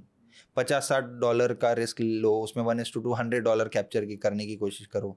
लॉस हुआ तो $50 है, आपके पास $1950 अभी भी बाकी है। अगले ट्रेड में लॉस होने दो, $50 चला जाएगा, 1900 अभी भी बाकी है। अगले और 2 ट्रेड में लॉस होने दो, अभी भी $1800 है। आपने कितना ड्रॉ डाउन किया? बस $200। 2 ट्रेड और 1:2 कैप्चर करोगे, बैक टू ओरिजिनल कैपिटल। फिर 1-2 ट्रेड और प्रॉफिट करोगे, 2200 हो गया, 2000। ऐसे ही ग्रो होगा। और ये किसी को एक्सेप्टेड नहीं। मेरे को अभी इतने साल हो गए तो भी मैं धीरे धीरे slow and steady he grow करता हूँ। मैं सारा प्रॉफिट विड्रॉ कर लेता हूँ वापस से उसी कैपिटल से। मैं बार बार अपने आप को टेस्ट करता हूँ। मैं ऐसा नहीं कि मैं चलो मैं बन गया हूँ ट्रेडर, अब मेरे को लाना चाहिए, चलो 100K के अकाउंट से ट्रेड करते। नहीं भाई, आराम आराम से, शांति से, कोई जल्दबाजी नहीं है। इस माइंडसेट से करोगे ना तो स्लो एंड स्टेडी बहुत अच्छी ग्रोथ आपकी होगी। तो जैसे आप अभी बता रहे थे कि लोगों को समझना चाहिए कि रिस्क रिवॉर्ड सबसे ज़्यादा है, तो लोगों को ना आज की डेट में, जैसे आज इंडियन मार्केट की सिचुएशन है, आज के टाइम पे लोगों को बहुत ज़्यादा कन्फ्यूजन है कि इंडियन मार्केट में वॉल्यूम ड्रॉप हो गई है, ऑप्शन ट्रेडिंग करें, क्रिप्टो करनी है, क्रिप्टो का ट्रेंड चल रहा है लेकिन क्रिप्टो कैसे करें, या फॉरेक्स का चल रहा है लेकिन फॉरेक्स इलीगल है। तो लोगों को जो स्टार्ट कर रहा है उनको क्या करनी चाहिए? भाई देखो, जो क्रिप्टो मार्केट है, क्रिप्टो मार्केट में कैसा होता है ना, आप 2 टाइप से उसमें पार्टिसिपेट कर सकते हो। एक तो इन्वेस्ट कर दो या तो ट्रेड कर दो। अब मैक्सिमम लोग ट्रेडिंग क्या ही सोचते हैं हमेशा, क्योंकि क्विक मनी मिलता है ना, उनको दिखता है कि वाह इधर तो 1 मिनट में अकाउंट में लाख रुपए आ रहा है। अब क्रिप्टो मार्केट में होता है फेजेस। अब आज ट्रेंडिंग चल रहा है ना, हो सकता है अगले 2 साल वो साइडवेज रहे, कुछ वॉल्यूम्स नहीं रहेंगे मार्केट में, लोग ट्रेड नहीं करेंगे, तो उस टाइम पे आप इन्वेस्ट करो। जैसे अभी मान लो बिटकॉइन अभी रिसेंटली 88,000 के भी नीचे आ गया है। हाँ। आज ही मैंने एक पोस्ट अपलोड की है टेलीग्राम पे वगैरह, मैंने ये बताया कि बिटकॉइन 22% के डिस्काउंट पे मिल रहा है, इथेरियम 48% के डिस्काउंट पे मिल रहा है। क्या करना चाहिए अभी? ट्रेड करोगे या इन्वेस्ट करोगे? करना चाहिए। अच्छी चीज डिस्काउंट में, आईफोन पे अगर 5000 का डिस्काउंट लग जाए ना, लाइन लगा देंगे लोग। हाँ सही बात। अब आईफोन क्या दे रहा है भाई? क्या दे रहा है बताओ मेरे को, क्या है भाई? मेरे को तो समझ में नहीं आता। ठीक है मैं भी आईफोन ही यूज कर रहा हूँ, बट उसका आईफोन 13 देख लो, 14 देख लो, 15 देख लो, 16 देख लो, साइज के अलावा मेरे को नहीं लगता उसमें कोई डिफरेंस है। और अगर डिफरेंस है तो हम कौन सा सॉफ्टवेयर इंजीनियर है? हमको तो वही इंस्टाग्राम चलाना है, फेसबुक चलाना है, जो भी अपने ट्रेड वेड करना है, बस इतना ही। तो फर्क नहीं है ना। लेकिन लोग ऐसी चीज़ों में देखते नहीं है खर्चा करने के पहले। और जब क्रिप्टो मार्केट है मान लो, तो अभी डिस्काउंट पे चल रहा है। मैंने एक और पोस्ट करी है, निफ्टी ऑलमोस्ट अभी 18% डाउन है, स्मॉल कैप 25% डाउन है। आज की पोस्ट है मेरी टेलीग्राम की। भाई 25% अगर डिस्काउंट में स्मॉल कैप मिल रहे हैं ना, उसमें डेफिनेटली आप अच्छे स्मॉल कैप स्टॉक्स देखो। नहीं अगर समझ में आता तो रेडीमेड बास्केट्स होते हैं आजकल, ऐप्स निकले, ग्रोथ एंड इनकम वगैरह, उस टाइप के जो बास्केट होते हैं उसमें डाल दो। आपको देखने की जरूरत नहीं कौन से स्टॉक में पैसा जा रहा है।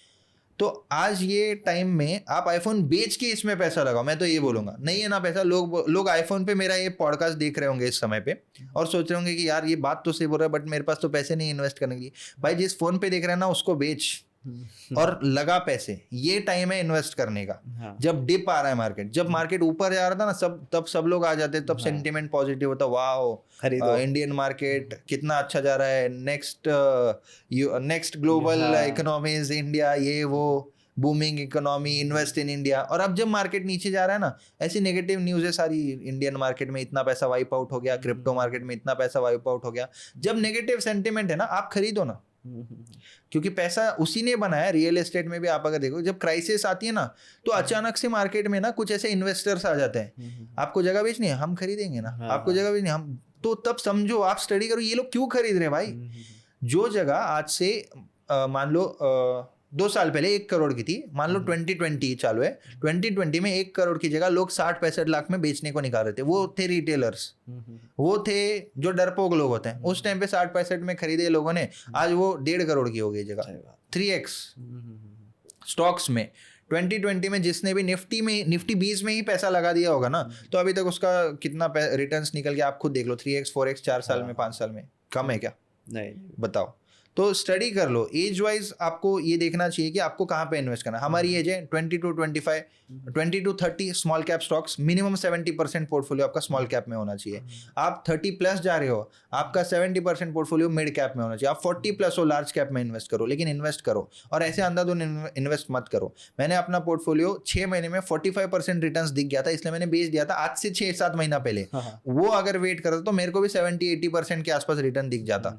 लेकिन ठीक है, मैं टाइम नहीं कर सकता मार्केट, मेरे को उसी टाइम लग गया था कि मार्केट क्रैश करेगा, और तब से आज तक मेरे पोर्टफोलियो में 0 क्रिप्टोज है। क्रिप्टोज और ये मैं इसकी बात कर रहा हूँ इंडियन मार्केट की, तो क्रिप्टो तो ठीक है अभी है ही नहीं, 0 है। और अभी मैं ऐड करूंगा क्योंकि अभी डिप आ रहा है ना, अभी धीरे धीरे अभी ऐड कर सकते हैं। और स्पेशली जो स्टॉक्स की मैं बात कर रहा हूँ, तो स्टॉक्स 7-8 महीनों से इन्वेस्टेड नहीं हूँ मैं, I am sitting on cash, क्योंकि इसी दिन का मैं वेट कर रहा था। अब आज मैंने जैसे एनालाइज किया, जनरली देखा स्मॉल कैप 25% डिस्काउंट पे। अब थोड़ा आप लमसम इन्वेस्ट कर दो, SIP चालू कर दो, सब कुछ कर दो, क्योंकि जिसने भी टॉप पे इन्वेस्ट किया है ना, उससे आप ऑटोमेटिकली प्रॉफिट करोगे। अगर मार्केट वापस से जहां था वहां भी जाएगा तो भी कोई एक्स्ट्रा रिटर्न्स की जरूरत नहीं, लेकिन आपके पोर्टफोलियो में एक्स्ट्रा रिटर्न्स दिखेंगे। तो थोड़ा स्मार्ट बनना है बस। ट्रेड, जैसे कि अभी मान लो 4 दिन पहले हम लोगों ने लाइव पे ही एक अच्छा खासा प्रॉफिट किया था गोल्ड में। 4 दिन से कोई ट्रेड नहीं लिया है मैंने। अच्छा, मिल गया प्रॉफिट। 4 दिन शांत बैठे, कोई नहीं, कोई ना कोई ट्रेड दिया है ना कोई रिकमेंड किया, कुछ नहीं, शांति से बैठे हुए।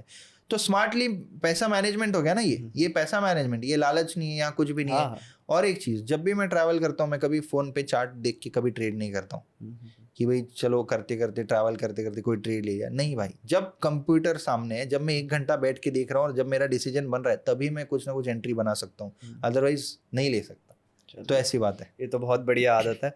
तो मैं आपसे ये पूछ रहा था, जैसे अभी इंडियन मार्केट की हम बात कर रहे थे, तो इंडियन मार्केट इतना ज़्यादा गिर रहा है, इसके मेजर रीजंस क्या क्या हैं? भाई देखो, सबसे पहले ना, इंडियन मार्केट इतना ज्यादा गिर रहा है, उसकी रीजन जानने की मेरे को तो जरूरत नहीं है, पहली बात। और ना आपको है ना ऑडियंस को है। लोग यही गलती करते हैं कि इंडियन मार्केट क्यों गिर रहा है सर, क्यों गिर रहा है? भाई गिर रहा है, क्या करना है पता है? इन्वेस्ट करना है, करो ना इन्वेस्ट। क्यों जानना है आपको? हो सकता है किसी ने, ट्रम्प ने कुछ बोल दिया होगा, किसी ने कोई पॉलिसी ला दी होगी, मैं कभी न्यूज में पढ़ता ही नहीं हूँ। चार्ट जिसको समझ गया ना, मेरे को ऐसा लगता है पर्सनली, उसके बाद कुछ देखने की जरूरत नहीं है। चार्ट गिर रहा है, होगा कुछ रीजन, गिर रहा है ये तो सच है ना, गिर रहा है, कितना % गिर रहा है ये अपने को पता है। अब रीजन जानने का मीनिंग तब होता जब ये रीजन गिरने से पहले मुझे कोई बता रहा है आके कि भाई देखो ये रीजन से, इसकी वजह से इंडियन मार्केट गिर सकता है या फिर गिरने वाला है, कोई श्योरिटी अगर बता दे मुझे श्योरली, तब उसका कुछ मीनिंग मेरे लिए होगा। अदरवाइज मेरे लिए दुनिया में क्या चल रहा है, किसने क्या बोला है, चाइना ने क्या किया, कहाँ वॉर चल रही है जिसके वजह से मार्केट पे क्या इम्पैक्ट करेगा, मुझे कोई लेना देना नहीं, क्योंकि मैं सिर्फ चार्ट के ऊपर देखता हूँ। चाहे इन्वेस्टिंग हो, चाहे ट्रेडिंग हो, मेरे लिए सब कुछ सिर्फ चार्ट है। मार्केट गिर रहा है या गिरने वाला है, वो भी चार्ट के ऊपर बेटर दिखेगा। आप न्यूज रिसर्च करोगे ना, कैसा है, गिरने के बाद 100 रीजन आ जाते हैं क्यों गिरा, और हर कोई बोलेगा इसके वजह से गिरा, कोई बोलेगा इसकी वजह से गिरा, कोई बोलेगा इसकी वजह से गिरा। रियल रीजन क्या है? कौन प्रूफ दे रहा है कि इसी रीजन की वजह से गिरा? वो तो भाई जब मार्केट ऊपर जाएगा तो लोग बोलेंगे इस साल बारिश अच्छी हुई थी इसलिए मार्केट ऊपर गया। कोई बोलेगा कि अमेरिका में कुछ हो गया था, ट्रम्प ने नूडल्स खाना छोड़ दिया था इसीलिए मार्केट ऊपर गया। कुछ भी बोलेंगे भाई रैंडमली, नहीं फर्क पड़ता न्यूज़ का या फिर क्यों गिरा, रीज़न जानना ही नहीं है। गिरने से पहले कोई बता रहा है तो सुन लो रीज़न, गिरने के बाद मैं आपको बोल दूंगा। चलो मैं आपको कोई इंटेलेक्चुअल सा रीज़न दे देता हूँ, भाई क्या हुआ था ना, उधर इतना इतना ये हो गया था, उधर ट्रम्प ने $200 बिलियन का कुछ तो भी कर दिया था, ये वो, ऐसा कॉम्प्लिकेट करके आपको रीज़न बोलूंगा। आपको भी लगेगा भाई क्या इंटेलेक्चुअल आदमी है, ऑडियंस को भी लगेगा भाई ये तो स्मार्ट बंदा है। नहीं भाई उसका फ़र्क ही नहीं पड़ता। इसीलिए to be honest and to be straight forward, फ़र्क नहीं पड़ता क्यों गिर रहा है, क्या गिर रहा है। इतना पता है 25% स्मॉल कैप गिर गया है, मेरा उसी पे नज़र है, मैं उसमें इन्वेस्ट करूंगा, सिंपल। तो विराज भाई, जैसे मार्केट गिर तो रहा है, वो तो हम सभी देख रहे हैं, तो चार्ट को देख के आपको क्या लगता है मार्केट कहाँ से सपोर्ट ले सकता है या और कितना गिर सकता है? भाई देखो, वो मैं अगेन बोल रहा हूँ कि अगर आप एक ट्रेडर हो ना, तो आपको इसकी ज़रूरत नहीं कि मार्केट ऊपर कब जाएगा नीचे कब जाएगा, क्योंकि आप स्मॉलर टाइम फ्रेम पे ट्रेड करते हो सकता है गिरते हुए मार्केट में कभी कभी आपने अप मूव के भी ट्रेड्स में पैसा कमा लिया होगा, रिट्रेसमेंट कैप्चर कर लिया होगा। और इन्वेस्टर की जहाँ तक बात है, इन्वेस्टर्स को थोड़ा बड़ा पिक्चर देखना चाहिए, टॉप से कितना % गिरा है वो देख लेंगे अपन, ठीक है। और सपोर्ट कब लेगा ना, वो इन्वेस्टर्स के लिए सपोर्ट मायने नहीं रखता, क्योंकि ठीक है ना, उन्होंने आज इन्वेस्ट किया, मान लो 10% और गिर गया मार्केट, वो वहाँ पे ऐड भी कर सकते हैं। मान लो रिवर्सल ले रहा है मार्केट, तो फिर वो ज़्यादा पैसा नहीं डालेंगे, बट SIP एटलीस्ट चालू रखेंगे। और इन्वेस्टर का पैसा ऐसा सपोर्ट लेगा या थोड़ा सा सपोर्ट लेगा, उसमें थोड़ी ना बनेगा, वो तो वापस से जब मार्केट ऑल टाइम आ जाएगा तभी बनेगा। तो एज एन इन्वेस्टर सपोर्ट चाहे कहीं पे भी ले ले, अभी गिरा है, अभी इन्वेस्टिंग स्टार्ट कर सकते हैं। एंड रिवर्सल कब आता है, वो मैं आपको एक चीज़ मतलब एक बेसिक मतलब बताना चाहूँगा। मार्केट अगर स्ट्रेट वे में गिर रहा है तो एक पुल बैक लेगा, पुल बैक ले सकता है वो, ज़्यादा मतलब पूरा रिवर्स होगा। V shape recovery rare chances है, जैसे 2020 में गिरा था, उसके बाद वी शेप में गया वो। लेकिन अभी अगर आप देखोगे गिर रहा है तो ये और भी गिर सकता है, क्योंकि भाई 4 सालों से बुल रन ही चल रहा है। हाँ। ये कितना पैसा कमाएंगे बुल्स बाय कर करके, लोग बहुत सारा पैसा कमा रहे। अभी एक रोटेशन का टाइम आ चुका है, मुझे ऐसा लगता है इंडियन मार्केट में जितने भी लोगों ने 2020 से पैसा कमाया, अब वो पैसा निकलेगा, वो पैसा थोड़ा रियल एस्टेट में आएगा, थोड़ा दूसरे एसेट्स में जाएगा। क्रिप्टो में कितना लोगों ने पैसा कमा लिया है, वो पैसा भी अभी निकलेगा, प्रॉफिट बुकिंग आएगी कुछ, और वो भी पैसा रियल एस्टेट में आएगा। तो मुझे ऐसा लगता है कि अगला चांस जो है बुल रन वो रियल एस्टेट का रहेगा, क्योंकि गोल्ड ऑल टाइम हाई, हाँ। स्टॉक्स ऑल टाइम हाई है, क्रिप्टो ऑल टाइम हाई जाके अभी धीरे धीरे गिरे। तो हर कोई ऑल टाइम हाई बहुत अच्छा परफॉर्मेंस दे के, लोगों को पैसा दे के फिर अभी नीचे गिरा है। तो अब जो स्मार्ट लोग हैं, जो बिग मनी है, जो स्मार्ट मनी है, वो तो निकलेगा ना, क्योंकि उनको तो पैसे से मतलब है, वो किसी एसेट के साथ इमोशनली अटैच नहीं होना चाहते। इधर पैसा लगाया, पैसा बन गया, पैसा निकालो, इधर पैसा लगाओ, इधर पैसा लगाओ, ऐसे एसेट रोटेशन चलती रहती है। और उस एसेट रोटेशन की जो बारी है, आई थिंक वो अब रियल एस्टेट में, बहुत सारे फिन इन्फ्लुएंसर्स जो पिछले 4 साल में आ गए थे, रियल एस्टेट में पैसा मत लगाओ, फ्लैट मत खरीदो, ये मत खरीदो। अब जब मार्केट गिर रहा है तो ऐसे मीम्स आ रहे हैं कि वो FD मतलब FD को लोग बहुत प्रेज कर रहे हैं, RD को प्रेज कर रहे हैं, रियल एस्टेट को प्रेज कर रहे हैं। तो अब ऐसे भी मीम्स आने लग जाएंगे कि और करो क्रिप्टो में इन्वेस्ट, बट वो गलत भी नहीं है, फेज होता है, आपको भी फेज के साथ मार्केट के ट्रेंड के साथ चलना चाहिए, ऐसा मुझे लगता है।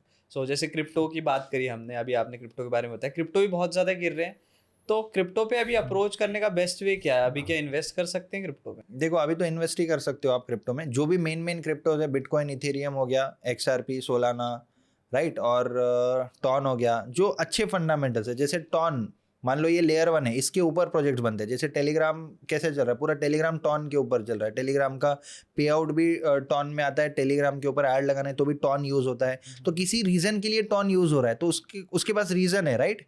अननेसेसरी कोई मीम कॉइन में मत जाओ, सब मतलब इजी बोलूँगा। आपको लगेगा कि कोई मान लो ट्रम्प कॉइन आ गया, कोई डॉज कॉइन आ गया, कोई शिबा इनू आ गया, भाई जाएगा जिस स्पीड से जाएगा ना, उससे डबल स्पीड से नीचे भी आएगा। कुछ बेस रहना चाहिए, कुछ फंडामेंटल रहना चाहिए, कुछ तो उसके पीछे रीज़न रहना चाहिए, है ना। जैसे बिटकॉइन है, काफ़ी कंट्रीज़ में एक्सेप्टेड है वो। इथेरियम है, उसके ऊपर कुछ ना कुछ प्रोजेक्ट्स बनते हैं, वो इथेरियम एक आप बोल सकते हो कि एक बेस है उसके पास। तो उस टाइप से जो आपको समझता है उसमें इन्वेस्ट करो, और जो अच्छे खासे मार्केट कैप है, जिनका बेस है, जिनके ऊपर कुछ प्रोजेक्ट्स बनते हैं, जो फंडामेंटली स्ट्रांग है, बस उन क्रिप्टोज में इन्वेस्ट करो, ज़्यादा दिमाग इसमें भी मत लगाओ। इन्वेस्ट करो और लॉन्ग टर्म के लिए करो, है ना। क्योंकि अभी इतना रिटर्न जब क्रिप्टो मार्केट ने दिया और आप अभी इन्वेस्ट करोगे डिप पे, मान लो आपने डिप बाय भी कर लिया और आप एक्सपेक्ट करो चलो 1 महीने में वापस वहाँ जाए, तो ये एक्सपेक्टेशन ही गलत है। अब आपने मिस किया है तो उसका प्राइस तो पे करना पड़ेगा। हो सकता है आपको अगले 3-4 साल रुकना पड़ जाए, क्योंकि क्रिप्टो का भी साइकिल है, हो सकता है 2-3 साल 4 साल वो वहीं का वही रहे, साइडवेज रहे। अपन टाइम नहीं कर सकते मार्केट को। तो अब जो इन्वेस्ट कर रहे हैं उनको सोच समझ के, उनको बहुत टाइम लगेगा, चाहे इंडियन मार्केट में कर लो, चाहे कुछ भी कर लो। क्योंकि अब अगर मैंने बोला है, कुछ लोग आज इन्वेस्ट भी कर देंगे, उनको लॉजिक भी मेरा सही लगेगा कि हाँ मार्केट नीचे इन्वेस्ट करना चाहिए। लेकिन अगर 6 महीने तक कुछ रिटर्न नहीं देता है मार्केट, तो लोगों को लगेगा ये क्या है भाई। तो ऐसे ही है, आपने मिस किया है एक बुल रन, अब अगले बुल रन के लिए टाइम लगेगा, सिंपल। तो जैसे अभी आपने काफी सारे मीम कॉइन्स की बात करी है, आजकल ट्रेंडिंग में एक PI कॉइन करके है। हाँ। तो इसकी ये क्या है, इसकी भाई क्या सच बताऊं सच्चाई तो है? मैंने इसके बारे में कुछ रिसर्च भी नहीं करी है, ना ही मैं बहुत ज़्यादा इंटरेस्टेड हूँ। क्योंकि जो भी चीज़ बहुत ज़्यादा न्यूज़ में आ जाती है, बहुत ज़्यादा ट्रेंडिंग आ जाती है ना, तो मैं उससे थोड़ा दूर ही हो जाता हूँ। मतलब मेरे को अंदर से इंटरेस्ट ही नहीं, क्योंकि सच बताओ तो मेरा मेन फोकस ट्रेडिंग पे रहता है। और इन्वेस्ट, अगर आप बोलोगे कि बड़ा पैसा कहाँ इन्वेस्ट करते हो, तो मैं एक तो इंडियन स्टॉक्स में करता हूँ जो कि स्मॉल कैप होते हैं मेरे लिए, और दूसरा रियल एस्टेट में। मैं क्रिप्टो में हार्डकोर इन्वेस्टेड नहीं हूँ, मैं ट्रेडिंग करता हूँ बिटकॉइन, इथेरियम, दैट्स इट। लेकिन आप अगर पूछोगे कि हैवी क्रिप्टो पोर्टफोलियो है क्या, तो नहीं, अभी तक तो मेरा कोई ऐसा बहुत एग्रेसिव बड़ा पोर्टफोलियो क्रिप्टो में नहीं है। इंडियन मार्केट में डेफिनेटली मैं आपको बहुत अच्छे से समझा सकता हूँ, आपका पोर्टफोलियो डिजाइन कर सकता हूँ, सब कुछ कर सकता हूँ। बट क्रिप्टो में आप बोलोगे मीम कॉइन है, पाई कॉइन, मैं बताया मीम कॉइन्स में तो मैं उसको एक टाइम भी नहीं देता हूँ कि भाई चलो 5-10 मिनट देख ले, ऐसा है। क्योंकि पहले से मैं आपको जैसे बताया, मैं सेफ प्लेयर हूँ, थोड़ा स्टेबल स्टडी जहाँ पे चीज़ें है वहीं पे मैं अपना दिमाग और टाइम डालता हूँ, ऐसी बात है। सो इसी तरह से जैसे क्रिप्टो पे होते हैं, आप तो काफ़ी टाइम से क्रिप्टो कर रहे हो और आपने काफ़ी किया, एक्टिवली किया है। तो क्रिप्टो में जो ज़्यादा पैसे होते हैं वो कैसे बनते हैं? स्पॉट में इन्वेस्ट करके बनते हैं या ट्रेड करके बनते हैं? पैसे तो ज़्यादा भाई ट्रेड करके ही बनेंगे, क्योंकि देखो आप फ्यूचर्स ट्रेड करोगे, आप कम पैसे में ज़्यादा कैपिटल ट्रेड कर पा रहे हो। स्पॉट में आप करोगे तो आपको पूरा पैसा देना पड़ेगा ना, हाँ। सिंपल सी बात है। आप ट्रेडिंग में जो लेवरेज मिलता है वो आपको कहीं नहीं मिलता है। मान लो आप गोल्ड ट्रेड करो, बिटकॉइन करो, कुछ भी करो, क्रिप्टो मार्केट में ऑब्वियसली लेवरेज बहुत अच्छा मिलता है। जैसे कि हम लोग मान लो बिटकॉइन में ट्रेड करते थे, आज से मान लो 6-8 महीने पहले की अगर बात मैं बताऊँ, तो अगर आपने $300 का ट्रेड प्लेस किया ना, तो उसमें $400-500 का प्रॉफिट आपको उसी ट्रेड में 15-20 मिनट में भी दिखता है। तो इस टाइप का अगर लेवरेज आपको मिल रहा है तो ऑब्वियसली देखो पैसा ज्यादा ट्रेडिंग में बनता है, क्विकली भी बनता है, तो वैसे ही रिस्क भी है ना। देखो मैं आपको एक जेनरिक चीज बताता हूँ, एफडी में 7% रिटर्न्स आपको मिलता है। लोग बोलते हैं बहुत कम है, लेकिन रिस्क क्या है? जीरो रिस्क है। तो जीरो रिस्क कम रिटर्न्स। इन्वेस्टिंग स्टॉक्स में मान लो आपको रिटर्न्स फिक्स नहीं है, हो सकता है मिलेगा तो साल में 25% मिलेगा, या तो 2% भी नहीं मिलेगा। तो रिस्क मॉडरेट है, थोड़ा बहुत रिस्क है, क्योंकि कोई स्टॉक अगर आप अच्छे से डाइवर्सिफाइड नहीं हो तो जीरो भी हो सकता है। तो रिटर्न्स उसी हिसाब से, moderate risk moderate reward. High risk high reward, crypto trading ये सब हाई रिस्क आ गया। आपने मान लो अकाउंट में $1000 रखे, मान लो 80,000 85,000 रखे, 10 सेकेंड में जीरो हो सकते हैं, हाई रिस्क। और 10 सेकंड में डबल भी हो सकता है, हाई रिवॉर्ड। तो जहां पे भी हाई रिस्क है वहां पे हाई रिवॉर्ड भी मिलने के चांसेस है। जहां पे लो रिस्क है ना, तो समझ जाओ कि मतलब कोई भी इंसान हो, मार्केट हो, ऑर्गेनाइजेशन हो, कोई भी एंटिटी हो, वो आपको कितना रिटर्न्स दे सकता है उससे आप उसके रिस्क का अंदाजा लगाओ। जैसे कि मैंने आपको फाइनेंस की बात बोली थी कि कोई आदमी अगर मेरे से 5% या 10% ब्याज पे पैसा ले रहा है, तो समझ जाओ कि उसको बैंक पैसा क्यों नहीं दे रही है, क्योंकि वो एक हाई रिस्क एंटिटी है। वो पैसा नहीं लौटा सकता, इसीलिए उसको बैंक नहीं दे रही है, इसीलिए उसको मार्केट से ज्यादा ब्याज पे पैसा लेना पड़ रहा है। तो मैं अपने पैसे एक हाई रिस्क एंटिटी के हाथ में दे रहा हूँ, इसीलिए मैं बदले में हाई रिवॉर्ड ले रहा हूँ। अब अगर मेरे पास गुंडे है, मेरे पास गन्स है, मैं उससे वसूली कर सकता हूँ, तो मैं डेफिनेटली वो रिस्क लूंगा। बैंक्स क्या ही कर लेगी, बैंक्स चलती है पेपर्स के ऊपर। आपके पेपर सही है, आप कितना ही बैंक को बिल्डिंग बता दो कि ये मेरी बिल्डिंग है, ये मेरा ऑफिस है, नहीं, वो पेपर्स पे विश्वास रखती है। और जो प्राइवेट लेंडर्स होते हैं वो हाई रिस्क हाई रिवॉर्ड में खेलते हैं। तो similar with investing and trading. Investing करते हो आप स्टॉक के फंडामेंटल्स देखते हो, सब कुछ देखते हो। ट्रेडिंग करते हो आप देखते नहीं हो स्टॉक अच्छा है नहीं अच्छा है, आपको पैसा कमाना है, आज पैसा डाला, कुछ मिनट में कुछ घंटे में आपको पैसा मिल गया, आप निकल जाते हो। आप देखते नहीं हो कि ये स्टॉक कितना अच्छा है, ये मीम कॉइन है या ये फंडामेंटली स्ट्रॉन्ग क्रिप्टो है, कुछ नहीं। तो वैसा फर्क है ये। सो अगर आपको इन फ्यूचर आपको लगता क्या है कि क्रिप्टो अच्छे रिटर्न्स दे सकते हैं या इंडियन मार्केट अच्छे रिटर्न्स दे सकते हैं? भाई देखो एक स्टेबल रिटर्न अगर आपको चाहिए ना, अभी क्रिप्टो कितना भी करे तो 21st सेंचुरी की चीज़ है, आज की चीज़ है। बट स्टॉक्स अगर देखोगे तो पहले से भी चला आ रहा है, बहुत इसमें लोगों ने पैसा इन्वेस्टेड रखते हैं। म्यूचुअल फंड्स में हज़ारों करोड़ बड़े बड़े कंपनीज के इन्वेस्टेड है। वो लोग हज़ारों करोड़ पे एक स्टेबल रिटर्न्स निकालना चाहते हैं। देखो कैसा होता है ना, जब पैसा कम होता है, मान लो आपके पास है 1 लाख रुपए, अब 1 लाख रुपए पे आप 100% रिटर्न निकाल लो, कितना मिलेगा? 1 ही लाख मिलेगा।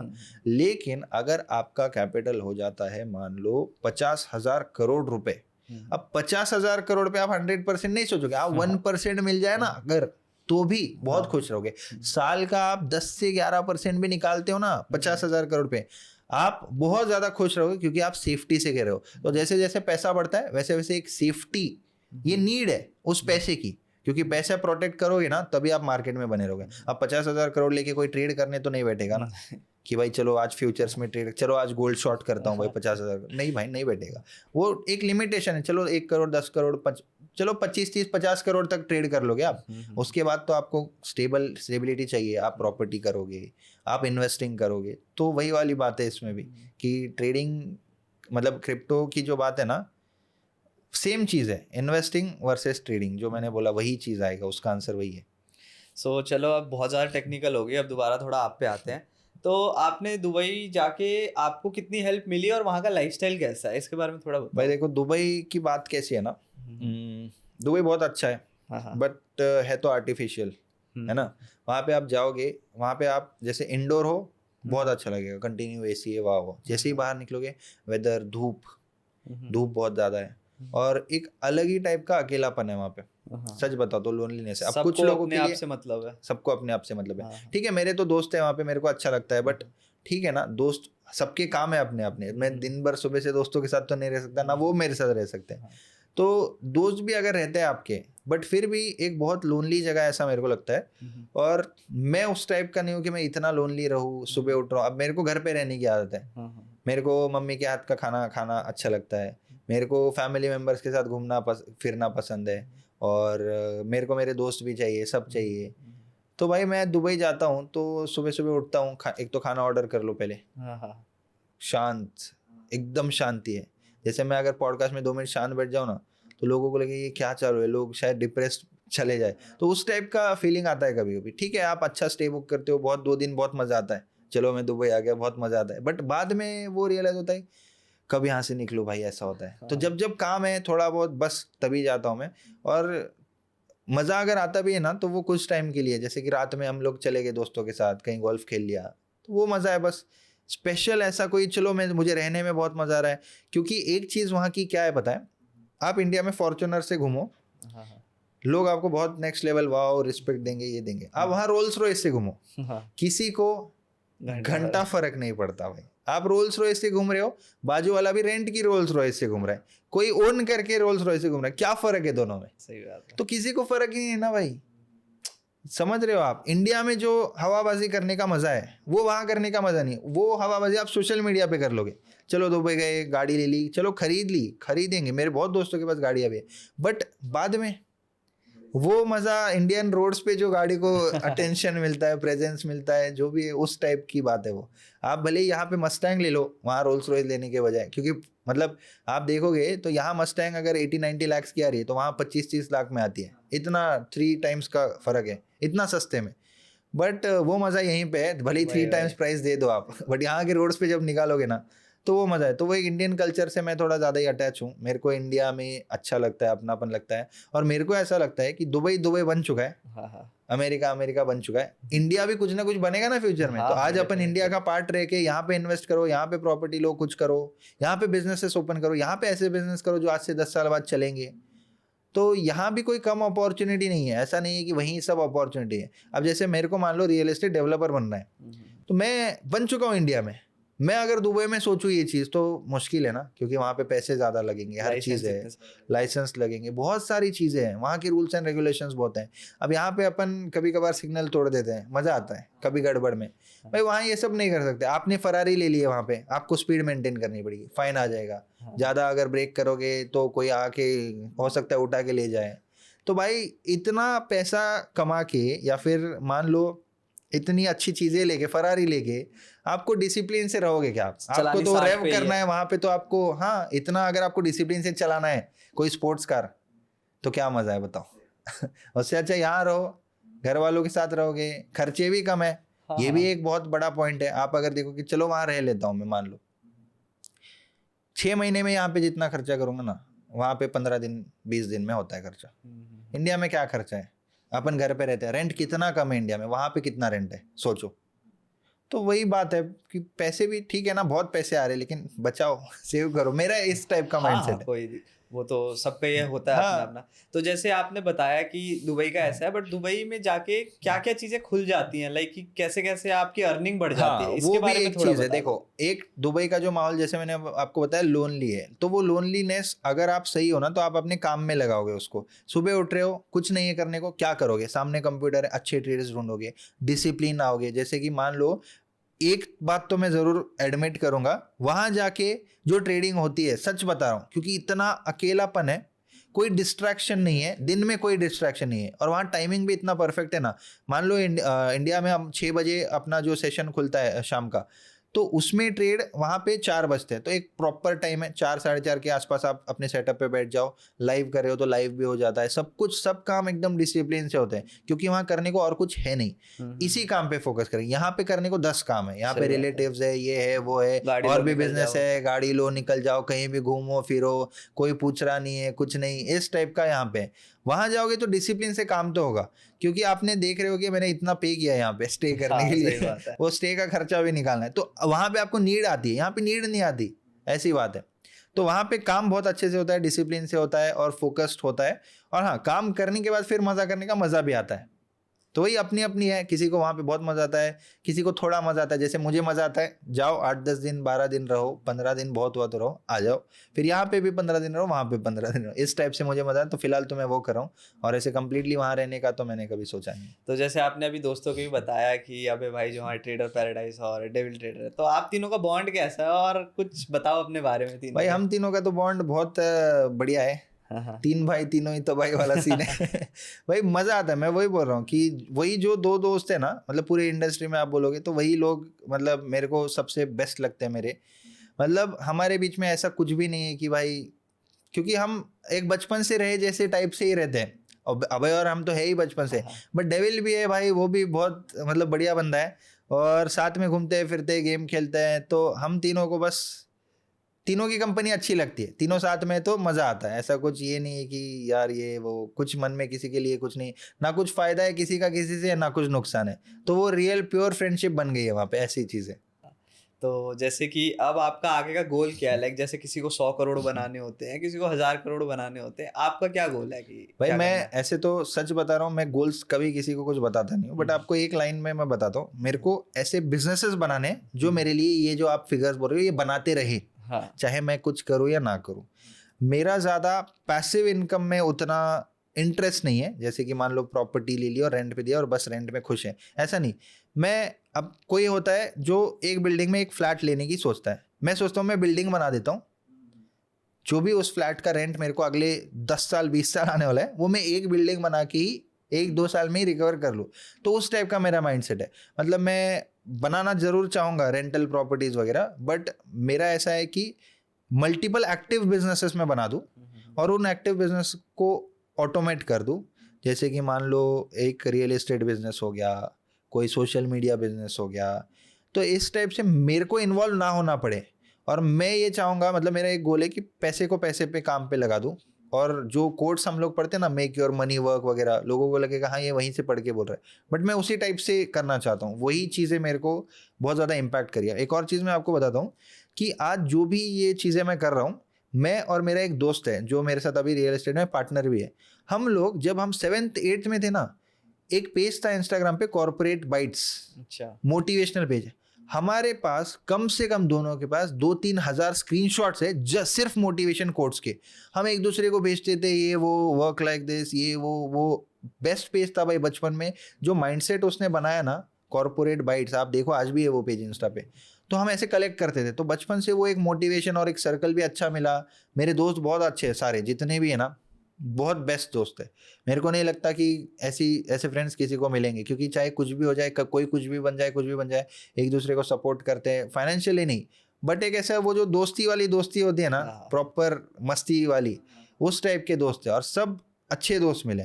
तो मैं आपको एक किस्सा बता रहा था कि बचपन से ही ना थोड़ा मोटिवेटेड रहने का शौक था। अब मैं गाने भी ऐसे सुनता हूँ, पता है, आप कभी बैठो मेरे साथ गाड़ी में, मोटिवेशन, ऐसा नहीं कि बहुत ऐसे इंग्लिश सॉन्ग सुनता हूँ, मैं हरियाणवी गाने सुनता हूँ, मैं पंजाबी सुनता हूँ, या फिर रैप सुनता हूँ। एमी बंटे के जितने भी मोटिवेशनल सॉन्ग्स है ना, वो बहुत मोटिवेट करता है मेरे को, सच बता रहा हूँ। मतलब उसने ऐसी लिरिक्स है ना उसके, आप सुनोगे तो मज़ा आ जाएगा आपको। तो मेरे को लगता है कि वो कहीं ना कहीं सुन के कि मेरे को ऐसा बनना है, मैं सबसे टॉप पे रहूँगा। जैसे शाहरुख खान का एक गाना है, जो भी चाहूँ जो वो मैं पाऊँ, तो ऐसे गाने सुन के एक अलग ही मन में मोटिवेशन आता है, हाँ यार ये लिरिक्स हिट कर, ये फील हो रहा है। तो जो लिरिक्स फील होते हैं मैं वैसे ही गाने सुनता हूँ। तो ये सारा, अगर आप मेरा जर्नी देखोगे, कभी कभी मैं भी सोच के शौक होता हूँ। मेरे फेसबुक के पोस्ट देखो आप, आज से 8-10 साल पहले के, क्या दिखेगा आपको? I am born to become a entrepreneur, ये ऐसे जो बचपन में लिखते नहीं थे बच्चे, जो उस टाइम पे शायद आज देखेंगे तो हंसी आ जाएगी किसी को, बट उस टाइप की ही मेरे पोस्ट है अभी भी। 2016 के देखो, 15 के देखो, 17 के देखो, तो उसी टाइप का उसी जोन में था मैं। मेरे को आज रियलाइज हो रहा हाँ यार, जो मैं उस टाइम पे देखता था, पढ़ता था, सुनता था, वही चीज़ें रियलिटी में हो रही आज। तो ये मेरे लिए एक बहुत शॉकिंग चीज़ है, या फिर मिरेकल बोलूँगा मैं, कि हाँ जो मैं सोचता था या फिर होता था कहीं ना कहीं वैसा कुछ हो रहा है। जैसे मैंने कुछ वीडियोस में बताया कि जैसे फॉर्च्यूनर है मान लो, मैंने उसकी ड्राइंग बना के अपने स्टडी टेबल पे लगाया था। अच्छा। और वो 9th-10th की बात है, और वो आज सेम चीज़ मैंने लिखा था, I have bought my own black Fortuner brand new, ऐसा ऐसा लिखा था एफर्मेशंस। सेम चीज़ हो गई मेरे साथ एग्जैक्ट। मैंने वॉलपेपर लगाया था दुबई का एग्जैक्टली। मैं दुबई गया बाद में, और जब मेरे को दुबई इतना अट्रैक्ट करता, ये जो मैं आपको अभी थोड़ी देर पहले बोला ना कि दुबई में मज़ा नहीं आता ये वो, जब मेरे को नहीं पता था, जब तो मेरे को यही पता दुबई जाना है तो मैं गया, और अभी जा रहा हूँ। अभी वहीं मतलब इतना ईजी हो गया कि जा के बोर हो गया। बताओ, तो जो भी आपको चाहिए, जो भी आपको पाना है ना, सब कुछ मिलता है। बस आप थोड़ा ईमानदार रहो और सेंट्रिक रहो, गोल सेंट्रिक रहो। मतलब माइंड में वो फ्रीक्वेंसी को हमेशा हाई रखो, हाई फ्रीक्वेंसी। चाहे आप नींद में भी हो ना, तो भी फ्रीक्वेंसी हाई होनी चाहिए। मतलब कभी वो फ्रीक्वेंसी को लो मत करो। लोग क्या करते हैं ना कि वो फ्रीक्वेंसी हाई नहीं रखते हैं। अब इसका बहुत डीप है ये चीज़, मैं आपको थोड़ा बताता हूँ, बट इसके बारे में जो समझने वाले समझ जाएंगे। हाई फ्रीक्वेंसी का मतलब क्या है, आपको नींद में से भी उठा के बोलो ना आपको क्या चाहिए, तो आपको पता होना चाहिए कि वो जो एंड गोल है ना, वही चाहिए मेरे को, तो बेस्ट चाहिए मेरे को, तो वो चाहिए। आपको अगर नींद में से उठा के बोलो तेरा काम है, तेरे को पैसे मिलने वाले, तेरे को यहाँ से यहाँ जाना है, आप कोई नॉर्मल इंसान क्या बोलेगा, नहीं यार चलो सुबह चलते हैं। How bad you want it, ऐसा है। मैं देखता नहीं हूँ नींद वींद ये, हाँ कुछ मतलब अभी आप मान लो कि यूट्यूब में कंसिस्टेंट नहीं हूँ, ये वो नहीं हूँ, ऐसा है वैसा है। तो अब एक फेज आता है कभी कभी ऐसा कि चलो कंसिस्टेंसी नहीं है अपने में, बट जब इनिशियली हम लोग बिल्ड कर रहे थे या फिर इनिशियली हम लोगों को कुछ अचीव करना है, तो nothing like no excuses, no distractions, nothing, कोई नहीं। मैं इतना अंडरग्राउंड हो गया था मैं पिछले 4 साल से। अभी मैं सोशल मीडिया, मतलब मेरा तो ठीक है ये वाला सोशल मीडिया अलग हो गया, मेरा प्राइवेट सोशल मीडिया आप देखोगे मेरे व्हाट्सएप पे डीपी नहीं थी, फेसबुक पे डीपी नहीं, इंस्टा, मतलब जो लोग वो आजकल करते हैं ना ब्रेकअप के बाद डीपी हटा दिया, तो मैंने विदाउट ब्रेकअप वो किया था 4 साल पहले, 4 साढ़े 4 में। अभी पिछले 1-2-3 हफ्ते पहले मैंने फोटो वोटो लगाना चालू किया, फेसबुक पे कुछ पोस्ट करना चालू किया। क्यों? क्योंकि एक कुछ ना कुछ ऐसा दिमाग में ठाना था कि कुछ करके ही वापस आएंगे, नहीं तो मेरे में कॉन्फिडेंस नहीं है किसी को फेस करने का। मेरा ऐसा है, अगर मैं कुछ हूँ तो मैं बहुत कॉन्फिडेंट हूँ, अगर मैं कुछ नहीं हूँ तो मैं बिल्कुल कॉन्फिडेंट नहीं हूँ, मैं किसी से मिलूंगा नहीं, मेरा ऐसा है। तो जब मेरा एक था कि मेरे को गाड़ी का ना बहुत, मतलब आप बोल सकते हो मैं रो देता था। मान लो कोई हमारे मतलब रिलेटिव्स है, तो हमारे पास जब गाड़ी नहीं थी, मतलब वो कुछ रीजंस की वजह से हमने बेची थी गाड़ी, और अगर वो गाड़ी लेके आते थे और वो पूजा वूजा करते थे हमारे घर के सामने, हमारे रिलेटिव्स मान लो, तो मैं लिटरली रोता था कि हमारे पास गाड़ी नहीं है और उनके पास गाड़ी। यार मैं जेलस नहीं होता था, हाँ। बट मैं ये सोचता था जब भी कि हमारे पास कैसे आएगी, कब आएगी, क्यों गई, मैं पूरा एनालाइज करता था। और इतना बचपन से चीज़ें देखा हो ना, तो मेरे को एक चीज़ क्लैरिटी थी, क्या नहीं करना है। आप क्या करना है वो तो फिगर आउट कर लोगे ऑन दी वे में, लेकिन क्या नहीं करना है, जैसे मैं आपको बताता हूँ मेरे लिए क्या नहीं करना है। मेरे को दारू नहीं पीनी है, मेरे को स्मोक नहीं करना है, मेरे को नशा नहीं करना है, मेरे को क्लियर है भाई। मैं रात में 5-5, 6-6 बजे तक क्लब में रहता हूँ, पीता नहीं हूँ। मेरे दोस्त है ड्रिंक्स करते हैं, कोई बात नहीं, लिमिट में अच्छे से करते हैं, मेरे को किसी से कोई प्रॉब्लम नहीं है। लेकिन मैंने अपने आप को किया है क्योंकि मैंने उस वजह से कुछ नुकसान देखे है, हो सकता है मैंने अपने सराउंडिंग में देखा है कि किस तरीके से लोग इस तरीके से कुछ कर लेते हैं। तो मेरे को इतना तो क्लियर है क्या नहीं करना है। बिजनेस कर रहे हैं, क्या नहीं करना है, रिलेटिव्स में बिजनेस नहीं करना है, दोस्तों से फाइनेंशियल ट्रांजेक्शन्स नहीं करने हैं, क्या नहीं करना है बहुत अच्छे से पता है, बहुत अच्छे से, बहुत क्लैरिटी है। आप मेरे को आज भी पूछोगे ना क्या करना चाहिए, तो शायद मैं नहीं बता पाऊंगा आपको, इतने बिजनेस करने के बाद भी शायद नहीं बता पाऊंगा अच्छे से। लेकिन क्या नहीं करना है पूछोगे, बहुत अच्छे से बता पाऊंगा आपको। तो वही है, ऐसा नहीं है कि मैं क्लब नहीं जाता हूँ, ये वो, मैं जाता हूँ, बहुत मज़े करता हूँ, पार्टी करता हूँ, और जो ड्रिंक करते हैं उनसे ज़्यादा मज़ा मैं करता हूँ। लेकिन फिर भी नहीं पीना है मेरे को क्लियर है। मतलब क्लैरिटी रखो जीवन में कि क्या नहीं करना है। आप जितना क्लियर रहोगे ना, तो क्या करना है, देखो जो 99% लोग नहीं कर रहे वो आपको करना है, और जो 99% लोग कर रहे हैं वो आपको क्या नहीं करना है में आता है। वो सिंपल। क्या कर रहे हैं 99% लोग? टाइम पास, नशे कर रहे हैं, टाइम पास कर रहे हैं, बिना कुछ करे कुछ अचीव कर लो, बिल्कुल करो भाई, बिल्कुल करो। अब आज अगर मेरे को करने की इच्छा है ना, मेरे को कोई रोकेगा नहीं, ना घर वाले रोकेंगे नहीं, बट अब वो आदत होगी ना। जैसे मैंने अपनी जर्नी में, मान लो मैं नॉनवेज खाता था पहले, मैंने सोचा सब कुछ अच्छा चल रहा था, आज से 1.5-2 साल पहले, कि ये एक चीज क्यों रखा हूँ। फिर मैंने स्पिरिचुअली रील्स आने लग गई, नॉनवेज मत खाओ ये वो, मैंने बोला चलो ये भी करके देख लेते हैं। Anything whatever it takes to become the best, जो भी बेस्ट कर सकते हो सकता है स्पिरिचुअली कोई चीज़ मेरे बीच में ऑब्स्टेकल आ रही है, अगर मैं नॉनवेज खा रहा हूँ तो उसको भी छोड़ देते हैं। छोड़ दिया, 1.5 साल से मेरे को इच्छा भी नहीं होती है नॉनवेज खाने की, तो जो कि मैं खाता था बचपन से, मेरे को अच्छा भी लगता था, मेरे को बहुत पसंद था, सेम हर 2-3 दिनों में खाता था, बट मैं छोड़ दिया। आपने भी छोड़ दिया? हाँ, कब से? 2 साल 2.5 साल हो गए। बढ़िया भाई, बहुत अच्छा किया आपने। तो कुछ मेरा तो चेंज जिम फील विम हो का था आपको? थोड़ा, मैं खाता आप तो बिना नॉनवेज के बॉडी बना रहे हो, ये तो मेरे लिए बहुत मतलब शॉकिंग चीज है। तो आप बिल्कुल कब मतलब अब देखने का भी मन नहीं करता। तो वैसी बात है, मेरे हाँ। अभी साथ में कोई खा रहा है, मेरे को इच्छा नहीं होती, ऐसी बात है। एक मोटिवेशन जो मैं लाइफ में नहीं ला पाया हूँ वो है जिम जाने का। वो मेरे साथ रहो, हो हर जाएगा। साल लगाता हूँ, जिम लगाता हूँ, 2-3 महीना जाता हूँ, हाँ। नहीं, मैं अभी तक 4 बार लगाया, 4 बार छोड़ा। और अब मैंने सोच लिया कि नहीं भाई ठीक है, कोई जरूरत नहीं। मैंने सोचा कि गन का लाइसेंस अप्लाई करते हैं, गन रखते हैं साथ में, क्या जरूरत है बॉडी की। नहीं वो तो रखो, बट खुद को फिट रहना भी तो बट हाँ, जरूरी है। फिटनेस की जो बात है ना, मतलब मेरे बिलीव्स क्या है मैं आपको बताता हूँ, कुछ लोग एग्री करेंगे या शायद आप भी नहीं करो। फिटनेस में मसल्स या बॉडी नहीं, से नहीं बिल्कुल बनाता नहीं हूँ। है। आप सुबह उठो, योगा करो, रनिंग Best, करो, जॉगिंग best. करो, बेस्ट है। बेस्ट। हो सकता है मैं इस टाइप के फिगर के साथ हाँ। भी फिट हो सकता हूँ ना, हाँ, जरूरी नहीं है कि मेरे definitely, डोले नहीं। शोले हो। तो बात वही है, योगा और walk jogging is the best. Right. ये तो हमारा शौक है, जैसे शौक की हाँ, बात शौक है की कि हम बात है, नशे नहीं शौक करते, की दारू बात नहीं है, पीते, बढ़िया, तो बढ़िया। हमको जिम पसंद है। वही वही तो वही तो चीज़ है। जिम जाने वालों से कोई मेरा ये नहीं है, हाँ। क्योंकि अभी आप सामने बैठे हो इसलिए बोलना पड़ेगा बट ऐसा जनरली बता रहा हूँ, मैं भी बहुत कोशिश किया बट वो मोटिवेशन ही नहीं आया मेरे को जिम का। तो है किसी किसी इसमें बहुत मोटिवेशन है, किसी किसी इस फील्ड में नहीं है, तो ऐसी बात है। आप मेरे को बताओ, रात में 3 बजे फोन करके कहीं निकलना है, 2000 किलोमीटर ड्राइव करना है, मैं आ जाऊंगा, हाँ। मोटिवेशन है। आप मेरे को बताओ जिम जाना है, कुछ नहीं करना, ट्रेनर सब करवा देगा, नहीं आ पाऊंगा, ऐसी बात है वो।